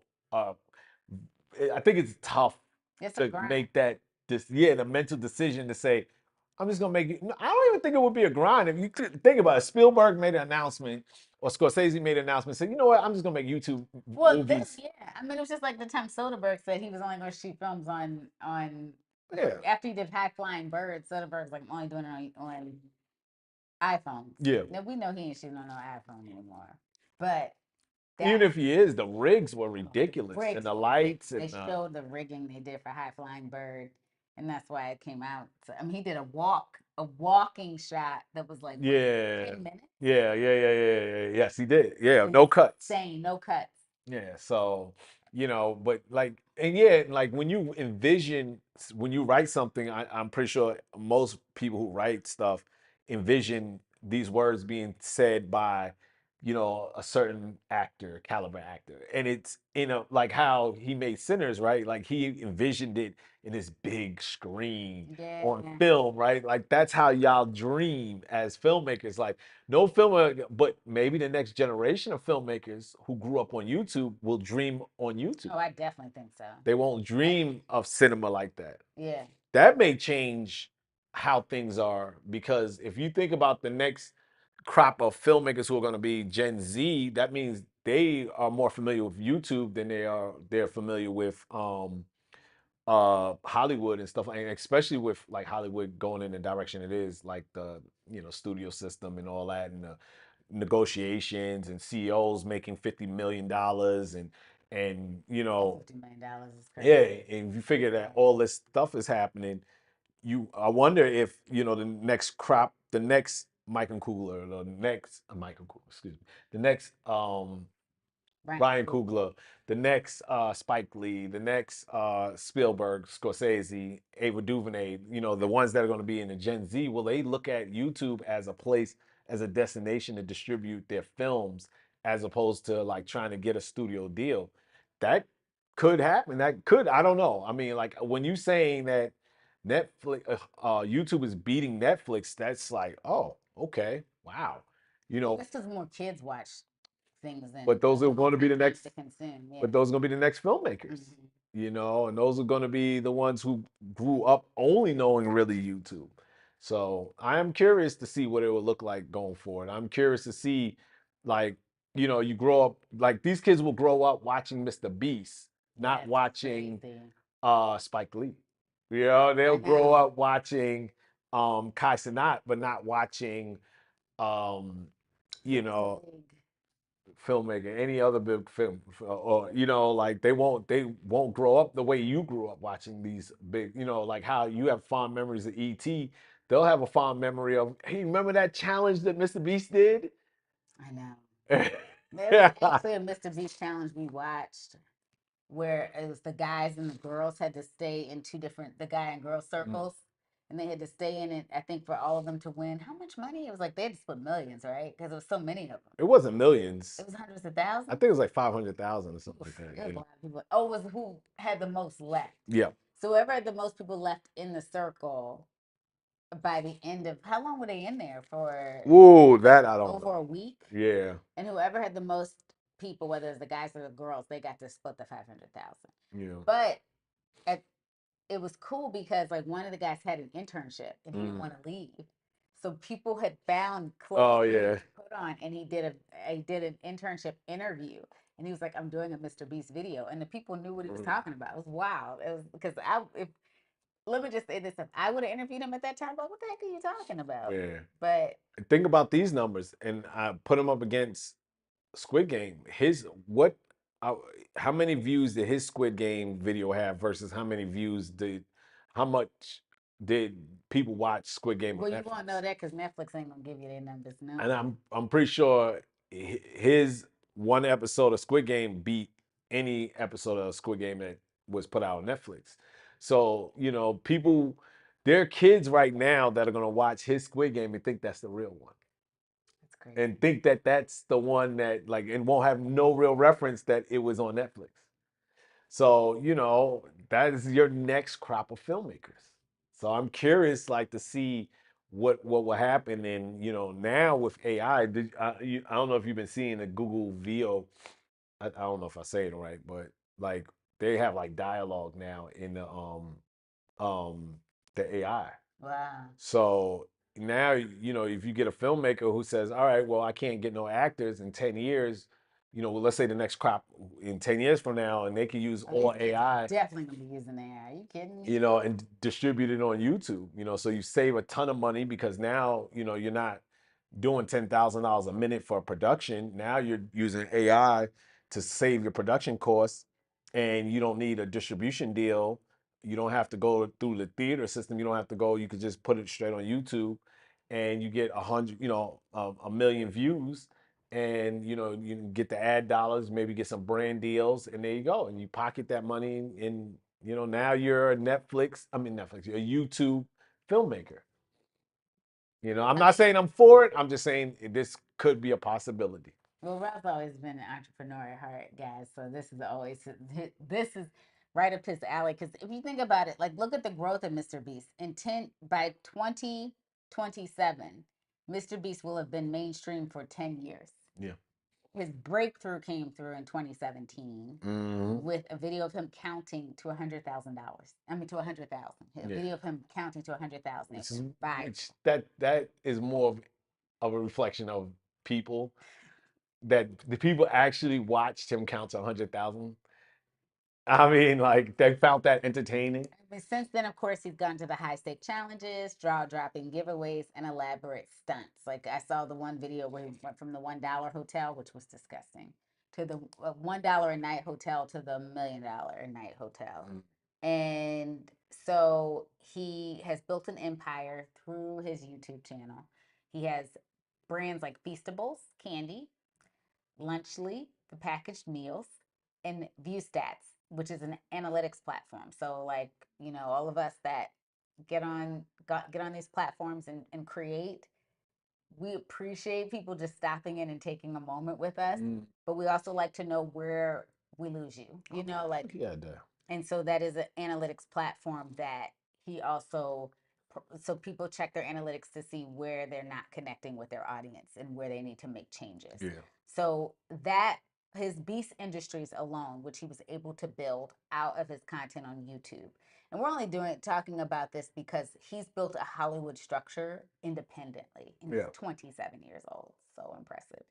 So his Beast Industries alone brought in $473 million in revenue. And that figure alone will double this year. Yeah. Yeah. So this was in 2024. So that was like, so this year alone, he will make between 900 million to $1 billion in his revenue. Yeah, I mean, you know, he's definitely a product, and this is why I say it is possible for a YouTube filmmaker to exist because he is a person who's dedicated his life to being successful on YouTube. And I think if ever there's a filmmaker that was going to dedicate to being successful on YouTube, then it's a different conversation. I think it's just the fear of that, right? It's the fear of going in the opposite direction of the system, right? Yeah. Like, and not just the fear, like also, fear of failure, of course, because it's so unpredictable. Like, when you go through the studio system, you get a check to make the movie, right? Ryan Coogler got 90 million to make the movie. Like, to think that you're putting your money up in this and it could flop, that's a fear. And then also like growing up watching these movies and wanting to be like that and wanting to make that. But hold on. Excuse me. Excuse me. And he's worth more than, as they say, the richest actors, the Oh yeah. wealthiest actors out there. Mr. Beast is worth more than Tom Cruise, Shah Khan, and Johnny Depp Yeah, combined. But combined. but I wouldn't consider him an actor, right? Like I mean, if I had to compare him to anybody, it would be more like Brad Pitt to compare him Oh, as a because producer. as a producer, right? Like because and someone who's in his films too. Well, I think the reason that they even I think the three that they listed actually have producing Yeah. parts of their deal as well, and that's why they even listed the. What's the name of Tom Cruise's production company? I don't know. Exactly. I That's why I didn't mentioned look Brad at Pitt because we all know Plan Plan B. B. Oh, I liked it because of obvious reasons. Let's see. Why do I like Plan B? You Because of the always name? like the name, yeah. Oh, that's not why I like it. But yeah, I don't know Tom Cruise's production company. I don't know the name of it. Cruise Wagner. I thought it was he dropped Wagner because she's no longer with him. Oh, Paula Wagner. That's why I thought it was a different. Because I feel like she left him. She was his agent, the former like Paula Wagner was. yeah, Well, he signed another deal with Warner Brothers, so. I know. So but yeah, like I would compare him to maybe like studios that are or production companies that really are like established. Like I know I'm not saying his isn't established. I yeah, I don't know. I'm sure all they only He holds the world record, Guinness Book of World Records, Tom Cruise does, for most consecutive $100 million grossing films I believe that. between the period of 2012 to 2018. But the thing is, he's in all of them. He's in literally all the movies. Like with Plan B, Brad Pitt's not in all the Plan No, B he's not movies. in all the movies. Yeah, he's in like all these movies. I don't see where Paula Oh, left. he wasn't in the others. I didn't know they produced the others. Oh, yeah, he wasn't. Because that's a horror one. That was pretty good. Pretty good twist. Oh, he was with Paramount for a little bit too. Yeah, he gets these like that's what's so unique about Tom Cruise. He'll get these huge studio deals. Yeah. It's wild. That like other actors don't get signing exclusively with a studio. Yeah. Well, yeah, I just think like if you get one filmmaker that's going to actually dedicate, then we may be having a conversation about the studio system. The cinema, the movie theaters should be concerned, right? If you get like a bunch of kids come out of USC and they're just like, or NYU, and just like, yeah, I'm just going to make YouTube films. And it's like, well, you don't want this $50 million check to make your movie now. Like when they don't, when it becomes something they're not interested in, right? Yeah. Like right now, like you, because when you spoke about it, you're right. Like right now, even the content creators still want deals with studios, right? MrBeast did the deal with Amazon, Kai Cenat. I don't know what Kai Cenat, he hasn't done any exclusive deals with. I think he turned down a deal. He said. I think one of the studios tried to get him to do streaming university, and he wanted to do it independently. So I think he said Netflix. So I think he turned down Netflix. Yes, they do. So Paula Wagner no longer works with Tom Cruise. Oh, that was really bothering you. It was such a big deal when they broke off. I was like, that was weird. So, like, let's say Casanat turned down Netflix, and if he continues to grow and he's refusing to work with the studios, then guess what? The next generation will do the same thing. So I don't know. Like, I think it was Netflix, right? Yeah, he turned Yep. down offers. Oh, he turned down offers from Netflix, Amazon Prime, and Tubi And Tubi. to bring his streamer university to platforms. So the streamer university that Superfly was asking about earlier, he turned down major studios for. Yeah. So he has a commitment to being an independent creator. And it accumulated 27 million hours of watch time. So that means people have given more time to watching streaming universities than they do Yeah. most series and films. And in peak hours, they're doing 719,000 Damn.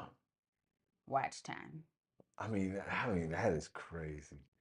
So yeah, so eh, he's turning down studios. So if someone sees this and says, "Hey, you can be successful without having to go to studios," then they turn it down. So I wonder if this will become more of a thing where these creators will say, you know what, like you said, like because you were like, MrBeast went, I didn't say he went, but he worked with Amazon, but and Casanat's younger than MrBeast, and he turned down Amazon. So the person who's younger than Casanat, they won't even That's think true. about, I didn't think about it that when you're saying you it know. that way. Yeah. So I'm curious, like, the one thing I think could happen is that the studios, these independent creators could put pressures on the studios to give better deals, to make it more interesting, right? Like, Make because it more profitable. Because I profitable, need to right? figure out why I'm going to sign with you and I can make Right? all I Like, gotta do is put a couple cans of something I'm drinking or like a yeah. Coke can or something in front of me or for It's the energy drinks. That's what all these kids yeah, the market, energy right? drinks. Like, so you throw some energy drinks in there and then you got your money. So I wonder if it's just going to be one of these situations where the younger generation is just going to be like, well, I'm not going to sign no Oof. deal where you own my IP. Like, could you imagine, like, because he wanted to own Streaming University outright. That's why he did it. Yeah. Smart. Yeah. So, He's with 24, 25. could you imagine they had the He's stream 25. 25, I think? Yeah. Could you imagine if Amazon would got the streaming rights to Streamer University, and he don't have control over it, And he thought up the whole thing. and he would have thought up the whole thing. He's younger than that. He's 23. Oh, he's 23. I thought he was like, Was born in 2000. Thank you. Oh, John, what's up? My brother's in the chat too. Company Noir. Yeah, Carson is 20. I did not know he was 20. He is a baby. yeah, A multi-millionaire at 23. yeah. He definitely 8 figures. He's not 7 figures. He's definitely 8 figures. 2001. Oh, I'm telling you. Yeah. These kids got it. I'm telling you, they're smart. But you know, that shows the thing that I think that worked for them is the dedication to the craft and to the platforms that they were working on. It's And they, Mr. B said he would be homeless as long as he got to make content. That's what he told his yeah, mom. I'd rather live on the street than not be able to make content. yeah. I That's mean, that's a different type of it's a level of. different type of mental. I'm not gonna lie though. At 20 some years old, I thought that way. Oh, I'll do whatever it takes. Even though I was doing it, making other people rich. I don't know why I didn't get the idea to do. Well, they didn't have these platforms then. No, yeah. I mean, that's. I mean, it would have been like to have the foresight of 2006 because think about you wouldn't have been making any money, but if you were to start making content as early as that, you know, it gets disenchanted because you really are doing it for the love. And I think that's where a lot, and Casa and I said the same thing of like, you know, if you really don't love live streaming, you shouldn't do it. You know what I mean? And it's like, yeah, you have to, if you really want to be successful, you have to really love what you do. And if that's filmmaking, content creation, you know, running a business, you know. It does. John said it changes the whole way. It changes the whole you can't stay at home playing video games argument. That is so true. Oh my God. I mean, you know how many kids, how many young men should be mad at their parents for telling them you'll never make any money playing video games? Older millennials should really be angry. Yeah, man. I was really good at video games too. I was really good. I could have really been like dope. Like, I mean, to this day, I'm in my 40s and I can still like game. And it's like, you know, if I really would have took it serious, I would have been financially set. You know, so and that's one of my passions is actually gaming. So I definitely think like it changes the world is changing in front of us and you know You have to be able to adapt. you have to be able to adapt and know how to navigate it, you know, just like anything, just like you know, we always think about before cell phones was like a thing, right? Now, you know, you live your whole life on a cell phone. Your whole life is on this phone right now and we adapted. Well, it's like when I was reading the script yesterday, like with Rel, and I was acting it out. He was laughing at how at times I was having the character pull the cell phone out of the purse, and he was like, "Oh yeah, it just wouldn't be in your pocket back then." Yeah, yeah, And yeah, it's yeah, just yeah. like because it's a period piece that takes place in 2007, 2008, Yeah. and it's just a different mentality of like how you used to carry a phone. You weren't texting like that Yep. then. How you would look at your How you phone. would look at your phone. It does.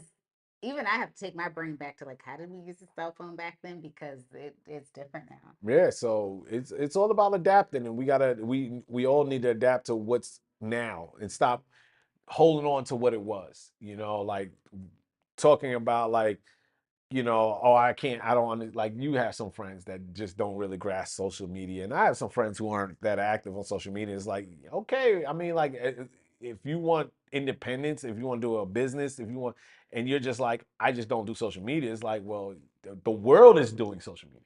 I don't care what you don't do. The world is doing this, you know, and there's people making millions of dollars that are going to surpass you and run laps around you, right? Like, and think about like what we are talking about with media, and you know, and that's an interesting conversation that Michael B. Jordan, Denzel Washington, about the overexposure and wanting to be a movie star, and it's like I definitely understand why.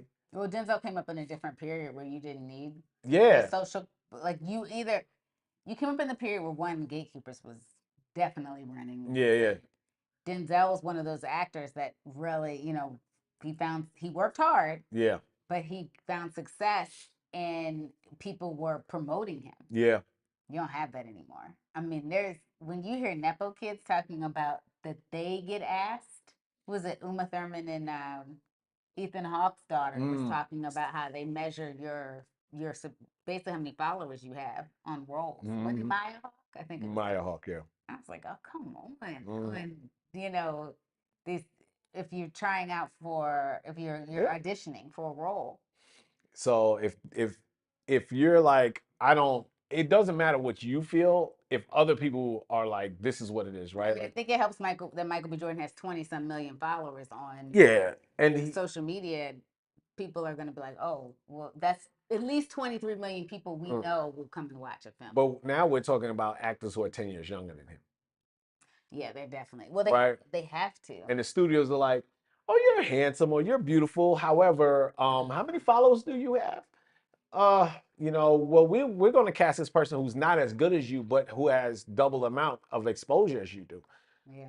Like that is these are real conversations that are happening. This isn't like this could happen. This isn't like these are real conversations that are happening. Shayla's experienced like someone being relieved that she didn't question how many followers they are, like She because asked she's been asked that much. Mm-hmm. So this is happening real time, and we really got to get a grasp and a handle of it as older creators and older filmmakers and people who want independence of like understanding the creator economy, understanding social media. Like, I mean, there isn't hardly a platform I don't touch right now, right? Yeah, that's true. Like I try to go on YouTube, I try to get on Twitch, and I'm not saying I'm successful on any of them or all of them, but I'm just trying to get an understanding and learning each platform so I can have that conversation and know which one translate best for us and know which one works best for us, right? Like in TikTok Live, like 2 years ago I wasn't doing lives.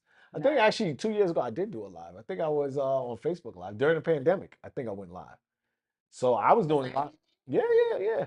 Yeah, we have a live. Like if you go to Facebook, we did a live Oh, like wow. 4 years I ago. don't remember that. Yeah, so I'm always looking at where the social media space is going Yeah. and trying to learn it and understand it and trying to figure out how it works and how it could work for people, right? Like even AI, like I've learned and dabbled with AI. I even learned I did AI music just to learn and say, Yeah, okay, we did do that. what is this thing? I've done, Yeah. like I've made AI pictures, I made AI videos. I've, like so, you want to make sure that you at least dabble in all these different facets of communication devices, of YouTube, social media, making sure that you touch all of them because you don't want to be left behind, right? Like there's still people that I know post religiously on their personal Facebook page. Yeah. And I'm trying to figure out, well, okay, are you building a brand by posting on your personal Facebook page to your 40 college, high school friends? I don't know. Is that what you're doing? Because I you're think that the only consistent. time I've posted on my personal. Yeah, personal page. I know people who post. I knew a young lady who was posting like she was building a brand on her personal Facebook page, and I was like, "This is weird." And giving out like almost like Instagram photos with these quotes and stuff like that. And I was just like, "Is she trying to build a brand?" I was confused about what goals she was having. I was like, "You might want to try to diversify and figure out what's going on these other platforms." And she was only doing pictures. She wasn't even doing videos. And I Yeah. was just like, you really might want to think about like what else is going on out there to grow your audience and grow your brand. So I don't know. Like I think that we're getting to a space where these young people are going to run laps around us older people. So you got to get on top of your game. Well, they're becoming multimillionaires at 20 something. 20. John's at 23 years old. 23. 23 years old, this kid's a multimillionaire. And he wasn't this year. He was already a He was multi. already one. No, did just So happen this year. 22, MrBeast 23. just became a billionaire this year, but he's been a Billionaire. multimillionaire for like the last, well, clearly since 2018. Well, So it's like that. It is fascinating. Like I'm, it is just. I'm telling you, I wish that I had stayed consistent with making. Mr. Beast at some point within the next 10 years is going to have a studio so big he would hire people with our skill sets. Yes, we be getting hired by MrBeast Yeah. as grown adults. And being happy. Oh, I And gotta being go happy to to get a job because got a it's the job. Hunger Games out there I right got now a in job from production. Mr. Beast. Like it is. We had a conversation of like a friend of ours within like we're in our community is an editor. He and I worked together on Real Housewives of Atlanta season 16, the season that's going on right now. He says he has a friend that's what a 20-some-year editor working at Home Depot Yeah. because that's how bad the job market is in production right now. So my if my and I'm that look making a living is making a living. Paying your bills is paying your bills. I'm not taking nothing away from people need to Yeah. make a living and pay their bills. So don't think I'm sitting up here crapping on someone working at Home Depot. But this man at one point was probably making between 200, like Oh 100 yeah. and $80 million a year to 250,000. I mean, $180,000. $180,000 a year. Sorry, to $250,000 a year, maybe even more, depending on what his rate was. He might have been making between 250 and almost 400,000. Because there's some people we know on the, especially that have technical skills that are making between 250 to four hundred Yeah. thousand dollars a year. Now is working at Home Depot. My thing is, and it's like, go ahead, finish So, it though. because someone determined that for they're hiring. I don't know. I Yeah. don't even know how these companies are hiring right now because it's beyond me. I know so many veterans that are not. Yeah, no, it's like it's just it's not worth it to me. It's just not like at this point because now someone's dictating how I live. Yeah. And yes, every industry is being affected in general, but now is someone dictating like how I'm what my success is from year to year. Yeah. If that's the case, wouldn't I want an audience to tell me if I'm going to That's what I'm gonna like say. Mr. B said, I have an audience dictating if I'm making $473 million last year and now I'm gonna make close to $1 billion this year. Psh, I think the writing's on the wall there. It's like, yes, it's hard to build. I'm not saying that it's not hard to build, but if I'm gonna work at Home Depot, I'm coming home Yeah. and talking to the people. Well, Like I think one of the things is, and because I don't want to compare it to MrBeast because I think that's just unfair, well, because unrealistic. he's It's built his over. 1% of I mean, since 1%. he was 14 years old too. And he curated his life to be that, right? Like Yeah, not all of us, some of us have kids, some of us have yeah, other responsibilities. So I don't want to sit here and compare, but I will say, like, if there's something that you're passionate about, right? Like if like you're passionate about writing, right? You could start a YouTube channel and talk about well-written shows. And you can probably get a brand deal to sustain a nice, comfortable life, right? Like as opposed, which listen, like it could be comparable, or you could get, even if you get paid the same amount of money that you get at Home Depot, to me it makes more sense. At least I get to talk about something I want to talk about. Unless you're really into hardware and tools, if you're not, then yeah, you could get, if I could get $20 an hour talking on the internet about um talking about uh, whatever, like action figures, right? Like if I like video games, all right. Me and Jono, we have a passion of video games. If I could talk about video games and get paid $20 an hour doing that, or I could get $20 an hour at John's good at getting drinks from women. yes, you should talk about that. You should talk about that on your channel. That was wild. A YouTube channel about It's how. a fish story with Bro though. Like every time he tells the story, it's growing. Yeah, I know. I It's know. like women were like falling. But throwing themselves out there, like, man, I guess I'm chopped liver over here, right? But start a YouTube channel like how to how to how to gain presence in a room, like, and yeah, getting paid to like actually talk about things that you care about, things that you love, as opposed to just like collecting a check and being unhappy, even though let's say you don't get, like, I mean, I personally can speak on it, right? Like going from $60 an hour, $80 an hour down to, minimum wage. And it's like, yeah, that's a hard financial jump, but drop. But the worst part is it's not even doing something that you enjoy. Yeah. Right? Like it's like, oh man, I'm not getting paid anything and I'm not enjoying what I'm doing, right? Like, but the thing is like, I'd rather get paid now. I'd rather get paid a small amount doing something I enjoy than getting paid a lot of money for something that was unhealthy. Like editing for me as a television editor was unhealthy. I gain a lot because I'm very stagnant. I'm eating junk food and I'm under like Yeah. a lot of like anxiety all the time. And I'm such a, me, like I don't really like anxiety. I don't like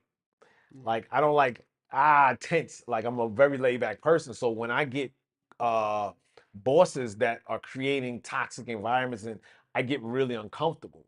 So for me, it's like, man, I'd rather get paid less and enjoy my life than get paid a lot of money and have a early, like, I'm telling you, like, if my life continued as an editor, I pretty much know I would have shortened my lifespan.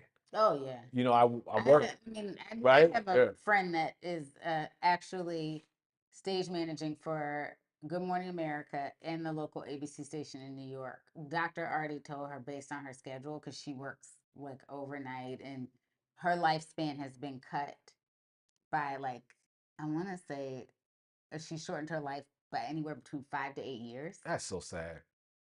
I don't It's know. like it's shortened now. Like it's not going back. Like because what she would have to catch up on sleep wise Yeah. is like insane. And that's working in our industry. And it's like, and Yeah, I mean, it like, is sad. No, you're yeah, right. I mean, it's so sad. Like we worked on a film together 2 years ago. It was like she was like a zombie. yeah. And, like it's just because you're just exhausted all the time, and especially now, like where she and I are at this age in our life, it's like I don't know how she's doing it. I really don't. And I'm not, and I don't want to sit here and say there's people who are in certain professions, certain careers who lifespans are shortened, but it might be something that they love to do, right? Like it may Right. be That's the thing. something She that doesn't love doing she it. don't even love. So she's giving up half a portion of her life to something that she don't even enjoy. That's even worse. Like, so I think at this point, because it's so much opportunity out there, and yes, leading the way is like a Kai not leading the way is a MrBeast that open up your eyes, but don't focus so much on the money aspect of it as opposed to just first find something that you enjoy and that you love Yes. and put your energy and time into that. Like I said, like even talking about this, I do want to get more into gaming. I do want to, but I also love business, and I want to. He loves business. Yeah, I love business. I love talking about businesses. I love like hearing about businesses, Yeah. and I want to build a business as well. So that's what I enjoy about like trying to figure out how we can preserve Shayla's creative process, but also build a business around it so we can be financially set and use that, and like money is a measuring stick, right? Like if you're doing well financially, your business is doing well. And I just like that. And I want to see if you can take digital, a digital company that produces content and make it financially successful. Yeah, because You we've know, been talking about that on other streams because we've been seeing that with a few production companies that, well, not even, some of them are calling themselves creative agencies, which yeah. I love Mhm. because they're not limiting themselves to like what they can do. I Yeah. think that's amazing. Like you're seeing the different types of formats that they can do, and I think they're making just short films on a Wednesday, Yeah. and it's like and it's becoming national campaigns, and Yeah. so I just think that there's so many cool things that you can do. Rel and I talk about this all the time. Is a check lovely and pay your bills and make you feel good? Absolutely. Yeah. Does making someone else more successful and you're tired and exhausted Yeah. and like myself on my last series gaining 15 pounds and being extremely unhealthy, is that fun? Not really. Yeah. I mean, it's like it is one of those things where yes, it felt, when you complete something, people compare doing a season of a series to having a baby. By the end of the process you have this baby, but gosh, it was a tough experience going along throughout it, through it wasn't an easy pregnancy. And I think that's the thing. It's kind of like when we look back on like some of the what we've made over the years, it's kind of like, but we have like nothing to show for it. Yeah. Yeah, and it's a system that still makes you live check to check because It does. when you get paid more money and you're not happy with your job, you also start looking for vices, Retail therapy. right? Retail therapy, or if people into drinking, if people into gambling, whatever, you start looking for outlets that end up spending that money, which will also put you in a still of a check to check mentality, right? Like so it's I think it's like if you're finding something you love, you're going to reinvest into that thing that you love. I Yes. think if you're like, for example, if you're really into, I love that you're into writing and you're into like filmmaking. It's like, so when we get excess money, I'm like, oh, we should get a camera. Oh, we should hire some actors. Oh, we should do this, all right? Because I know that's something you love. So I want to reinvest back into the business aspect of it so we can make better content, better narrative projects. And, like, because that's something that excites you and excites me. Mhm. But if we're doing something we don't enjoy and we don't have time to do that, what we end up doing, you buy clothes, or we go out, spend money on, food that's unhealthy, and you stop caring so much about like healthy living as much because you're just like kind of depressed. So you look for like dopamine hits. Yeah, That's you what it look is. for like your escapism. Yep. So Well, that's what the Mr. Beast was saying. Like that's why when you always say you never regret like reinvesting into no, the never. company we had, it was like you always say I like and seeing that he's I don't have liquid cash like Yeah. that. I mean, I'm sure with Mr. Beast's bank account under $1 million, like Ralph said, that could be Yeah. $800,000. That could be, but liquid cash wise, Yeah. it's like he goes when I get a good, when he gets a big payout, that goes back into what he's making. Yeah. Is what you're supposed to do. Now, I mean, now because it's a weird, and I don't want to get too much. We could talk about this because I think this is a great, like, because his audience is so loyal and has such high expectations for him as a creator, because he can easily make some content, some quick content, and make a large amount of money because he has so many eyeballs on him. But then you deteriorate your relationship with your audience if the quality isn't up to where it typically is. So that's where it becomes almost like he is like a production company where you have to produce great projects all the time. Because like I said, if he wanted to buy a Lamborghini, all he has to do is pick up his phone and be like, yeah, so Mr. Beast here. Here's some tricks to being a content creator, right? And that will go viral and he'll get a good chunk of change, but that will also break the trust with his audience. So it is interesting that he's kind of in this. That's why he has to love what he does, because he has to continue to reinvest to keep making these big projects because his audience is expecting him to do that. So you can't not love it. If you don't love it, you're gonna resent it after a while. Be like, man, I just want to buy a plane, or I just want to, you know what I mean? Like I just want to buy, like, and then you start to break your trust with your audience because then you're spending your money on, and not spending your money. Then you have to make lower quality content because you need to replenish that money Yeah, faster. that's true. Yeah. That's I think what happens with music artists a lot when they have to fulfill these album deals and they got the advance money, right? So you get advance money in the studios, like, I mean, not studio, the label is like, oh, well, we gave you $1 million, we loaned you $1 million, and you're thinking like, no, you gave me $1 million. No, no, no, that's an advance on your album. So what I do saw you? somebody explain that one Yeah. time. Okay. So what do you end up doing?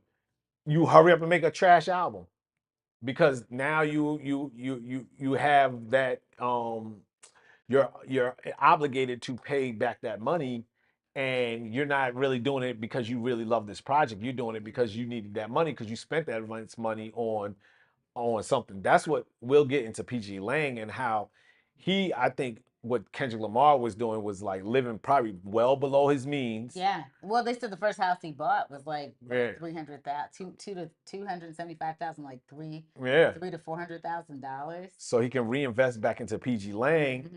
and then grow that. And now he's worth hundreds of millions of dollars. But like before, he had to like live, like he probably took that advance money Yeah. knowing like, oh, if I take this money, I have to reinvest it. But if I take this money and go buy a chain and a car and get my mom's a house, then I'm under pressure. Like I have to go put out an album real quick. And you have That's to not of the make a piece of quality art. Yeah. piece of art. Well, he said they was like living in a rough spot Yeah. for like I think the earlier albums. Yeah. Like he was not even looking into like house purchases until I Yeah. don't think he bought a house until I want to say maybe the third or fourth album, maybe. Like I I think can it. believe that. Oh, I can definitely believe because he talks about. I remember being on his rough leather couches. Like I mean, he just was making good decisions. I mean, even you and I, there was a time we had the money to buy a house, Yeah. and we kept putting it into projects.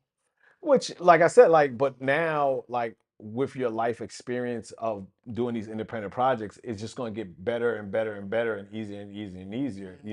I think also, I mean, one of the things, if we're talking about mistakes, it wasn't so much investing in the project, it was, you know, you know, spending money in other places beforehand and not saving up leading up to that project, right?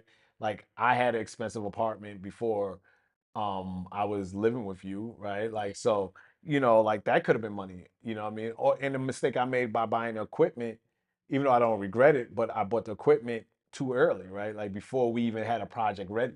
Yeah, that's true. You know what I mean? And I could have probably looked at it now. I learned so much. It's like, oh, I could just hire people who are camera ops rather Because a lot of than people like to me. use their own gear anyway. Yeah. Like that was the thing we learned on Compliment to Coffee. Like everybody wanted to use their own gear. When I told them the Yeah. gear packages we had, it was like, oh, I'd rather use my own gear. So it was Yeah. like, Because if you think about it, if you're a shooter and you were used to red and I got a Sony, you're gonna want to use your red camera.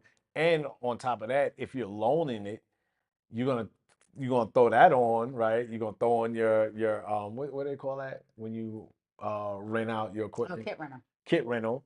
And so now I have to hire you as a shooter and pay your kit rental while I have a camera that's probably even better than your camera, but you refuse to use it because that's extra change in your pocket. So now I learned, I was like, oh yeah, that's Like why I your said, lenses, like you heard, yeah, like there was a call we were on the other day, and the guy actually said he preferred Zeiss lenses. He yeah. was like, So now I learned, like, yeah, now I'm not gonna buy my own equipment unless it's to do stuff that I can actually do. I'm not gonna buy equipment for some shooter to tell me they still want to use their red camera. No, no, go ahead. I'll hire you. I'll pay your kit rental because I saved $10,000 on the camera just to hire you and pay an extra a couple of $100 per project. That's fine. I mean, now if we get to a point where we get a production studio, and that's different, right? Like kind of now, like what Ocean does. yeah, The when guys we used to work with own their own, like, oh, I used to work with own their own Ocean Entertainment, and they were sound. So yeah, they own their own gear anyway, sound. But then, like as they expanded and started to get more commercial work, they were getting a lot of because they do. I mean, they don't yeah, do reality television. yeah, yeah, yeah. They're making so much money in commercials. Yeah, so yeah, if you get to that place where you have your own Mhm. production studio and you hire people and like, when I worked for Big Fish, for example, or any production company that you worked for, and I remember they would have the cameras and the teams will come in and they're using their cameras. You're not using a kit rental unless it's a specific look or if all Yes. their cameras were rented or used. Yeah. But once they got the MGM backing, they never did kit rentals because they almost had their own equipment rental business, Oh, that was smart though. kind of. But it was a little. I won't get into it. I know the dude who helped them set up the business, and it was just weird. You know him too, the one who helped with that helmet. Oh, goodbye. Yeah, so he was like running the Ugh. the equipment side and they started their own business, and I don't know if but I don't know I don't know how it was working. I won't get into it. Um Sounds shady. but other than that, I definitely think that you got to learn from those experiences, like I said. So like I don't regret it, and I think like now going forward we're going to do really good things because we're going to reinvest in the business, grow the business, and get the right people around.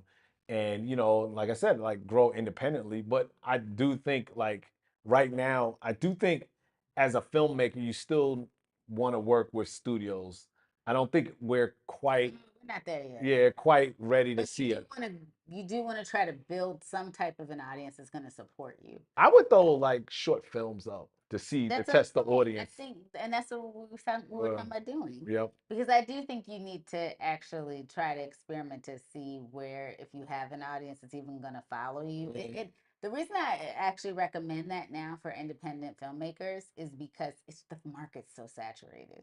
Mm, So I think see if you have people that are going to watch your films. Like a lot of people have to understand the filmmakers that have the name right now that people are there was a machine somewhere hmm that hmm was pushing them. And Ryan Coogler is just exceptionally talented, but he came out of USC. I don't know if anybody's ever been seen USC's program in action, but like a friend of mine who actually Shell and I both worked for, we went I worked on her student short film.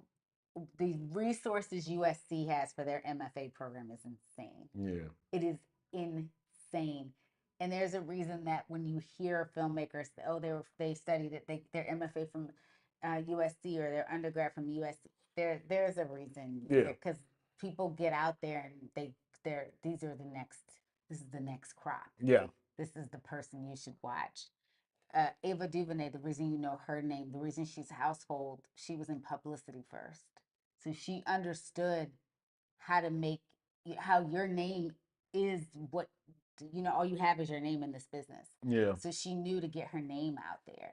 Yep. So it's like, I think that those are things you have to keep in mind. You got to be your own publicist now. Yeah. There's just too many people making projects that people aren't going to, what sets you apart from anybody else? Yeah. Yeah, no, and also if you do get, I mean, like you saw how long, like, And there are good projects out there too that people aren't even talking about. well, I was gonna say, uh, if look how good you had to be, or you look at the system you had to come up with when you said Ryan Coogler, right, to get even a deal where he gets to retain his IP after 20 years, right? Like, so you don't even, if you don't have leverage, you're not even getting, you're Oh yeah, look getting, at the, you're right. he had to come in. He had to have basically two films that was almost $1 billion. Yeah. One was $1 billion for sure. Another one was what, 800 and Yeah. some $1 million, Wakanda Forever. And then he had to do, what was the other film that, and the Creed franchise did well. Yeah. Then he could go sit down and they could actually say, okay, and still didn't give him $100 million for Yeah. that film. And you could see that film easily costing $100 million to make. I think he put his own check into that Yeah. film too. I don't think he made a turned a profit from that film. Not on the front end. The front end, yeah. The back end for sure. Now, Spike Lee, because everybody that knows me knows Malcolm X is one of my favorite films. Love me some Malcolm X. Because the reason that it really sticks with me, I read the autobiography at the same time that we were actually watching the film. The film was being promoted, and I was reading the autobiography in school as well. That is such a good filmmaker story. I know there's a lot of people that may not always appreciate Spike Lee. They appreciate Spike Lee more now than they did when Spike Lee was becoming Spike Lee. But he put his own check into the movie because he had never had a film that made over, what was it, that made close to 100 million. He never had a film that made $100 million, or I think it was like even close to 80 million. Yeah. He never had a film that made like 80 million to $100 million in the box office. The studio, first of all, he wasn't even the first director. Yeah. The initial director, did A Soldier Story, and the reason that he got bumped is the Black community. You know how we were like, it's not a Black man making Malcolm X. So that's how Spike Lee even, was actually booked for the project, because for those that don't know, most directors are work for hire. Yeah. And so he comes onto the project. At this point, what was it? He had signed, Denzel had already signed on. And Spike Lee was only able to negotiate 30 million. Yeah. No, 20 some. Yeah, 20, because he needed more money. He needed 30 million, he said, to really make the film he wanted to make. And I think they only gave him 20 million because he had not turned a profit that they believe he was going to make that money back off of Mount. And I think the script itself, they knew it was going to be well over 3 hours worth of film. Yeah.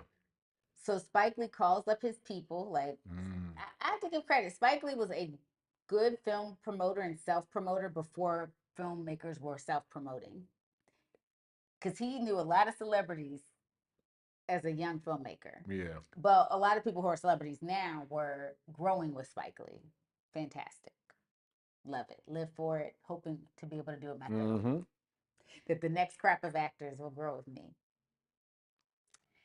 He had called like his famous friends, Oprah, Magic Johnson. He knew how competitive Michael Jordan was, so he waited until Magic wrote him a check, told Michael Jordan how much Magic wrote a check for, so Michael Jordan would out outpay with Magic. Yeah. Like basically would give more than Magic gave towards the project. This is how he could finish the second leg of his film. The 20 million got him through the New York and Massachusetts side of Malcolm X's story, but he needed the Africa side of the money. Spike Lee put his own check into the film.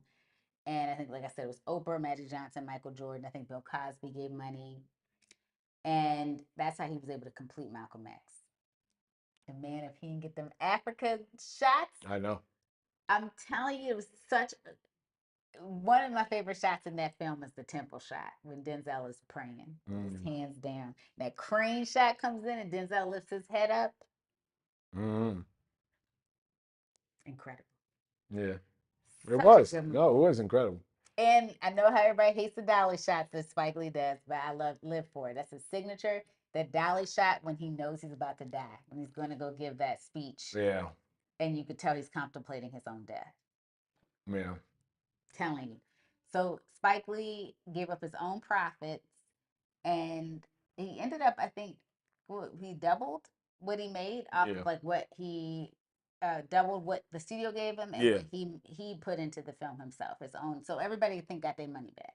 I mean, I think that's and I want to shut it down a little bit, but I think in the future one, I want to see what possible different ways that if you wanted to independently distribute a movie on YouTube, how could you do it? Like, what are the Yeah. different ways that you can raise funding, without a studio backing you? And I'm just curious to see what we could come out with because I do think that I wonder if it's possible, right? Like I know there's some like actually something of quality too. Like I hate to say it, like I've seen a lot of projects and either they're really, really short, obviously, and they're usually proof of concept, which Michelle mentioned.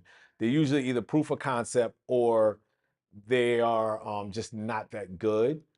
But I'm curious if there's any way to actually make a good feature project on YouTube. Yes. I wonder if we can talk about that and have like a little brainstorming session. We could do that. Yep. That's what we're moving into next. Oh, they're so pretty. Sorry guys, we're like next to the pool in our complex, so we see everybody going to the pool. It's a hot day. I don't know. I don't know what it is where you guys are. We're getting close to 100 degrees, and it Yeah. won't stop. Can't stop. After it hits 100 here, it will be 100 for until what is it? September, Yeah. October. September, October. So we haven't gotten to the 120 days yet, but we will be 101 to about 109 Yeah. for the next week. Oh. We're all so excited. I'm only wearing all this long sleeve stuff because it's so cold on the inside of every place. Mm-hmm. But he and I were just talking about like how I have to, kind of do my summer wardrobe over. Yeah. But Yeah, that's now about this, it. I'm glad you guys get. We would love to expand on this. If you guys have any questions, if there's things that you want to talk more about, we'd love to expand because we just find it. We ran across this because it was so much talk about YouTube being the new Hollywood, and a lot of people that we've come through the ranks with through the business, being in television production for almost 20 years, or for over 20 years for me, and Rel almost 20 years. A lot of people feel betrayed by the industry, and they're looking for other. But they love being creative. They love telling stories. So they're looking for other ways to expand, Yeah. and so they have looked into Twitch and YouTube and TikTok and places where they get to express themselves and tell their stories. And I love it. And I think that we'd love to continue to expand this conversation because people have always enjoyed, like, a there's an editing friend of Terrell and I who now, like, he's a consistent TikToker Yeah. and he's moving more into a writing atmosphere and he shares his writing on TikTok. And Oh, okay. I was I was like, trying to figure out who yeah, it yeah, yeah, sorry. was. And he's completely moved away from he's no longer edits in unscripted television. Yeah. I mean, like he got tired of like not being booked for 2 Yeah. years. And there's a lot of people that aren't getting booked on series for 2 years. Heck, Shell and I saw it when we were out there doing the strikes for when the writer strike and the SAG after strike was happening. There were people that hadn't worked for like 2 to 3 years. Yeah. It was wild. And to know that like they got into the inner sanctum. They were part of the Writers Guild and weren't working. It's crazy. They Mm. own homes, renting, like not being able to live what the quote unquote American dream is. And it's not the industry doesn't have money. When you see these deals getting signed and you see how much people are making off of it, it's just the fact of the matter is it's like it starts from it is a trickle down effect. Yes. So those that are at the top get the money first, and then it trickles down to those of us who are doing the work Mm-hmm. and who are thinking up all of the creative. you know, Yeah. that then it trickles down. So it's an unfortunate thing that can be rectified. And I think a lot of the ways that it is by people reclaiming their independence. Yep. Well said. Reclaiming my time. Reclaiming my time. All right, guys. We're out of here. It was great talking to everybody. Y'all have a great weekend. We'll probably be logging on at some point this weekend. At some point. All right. But we're back here on Monday. Monday.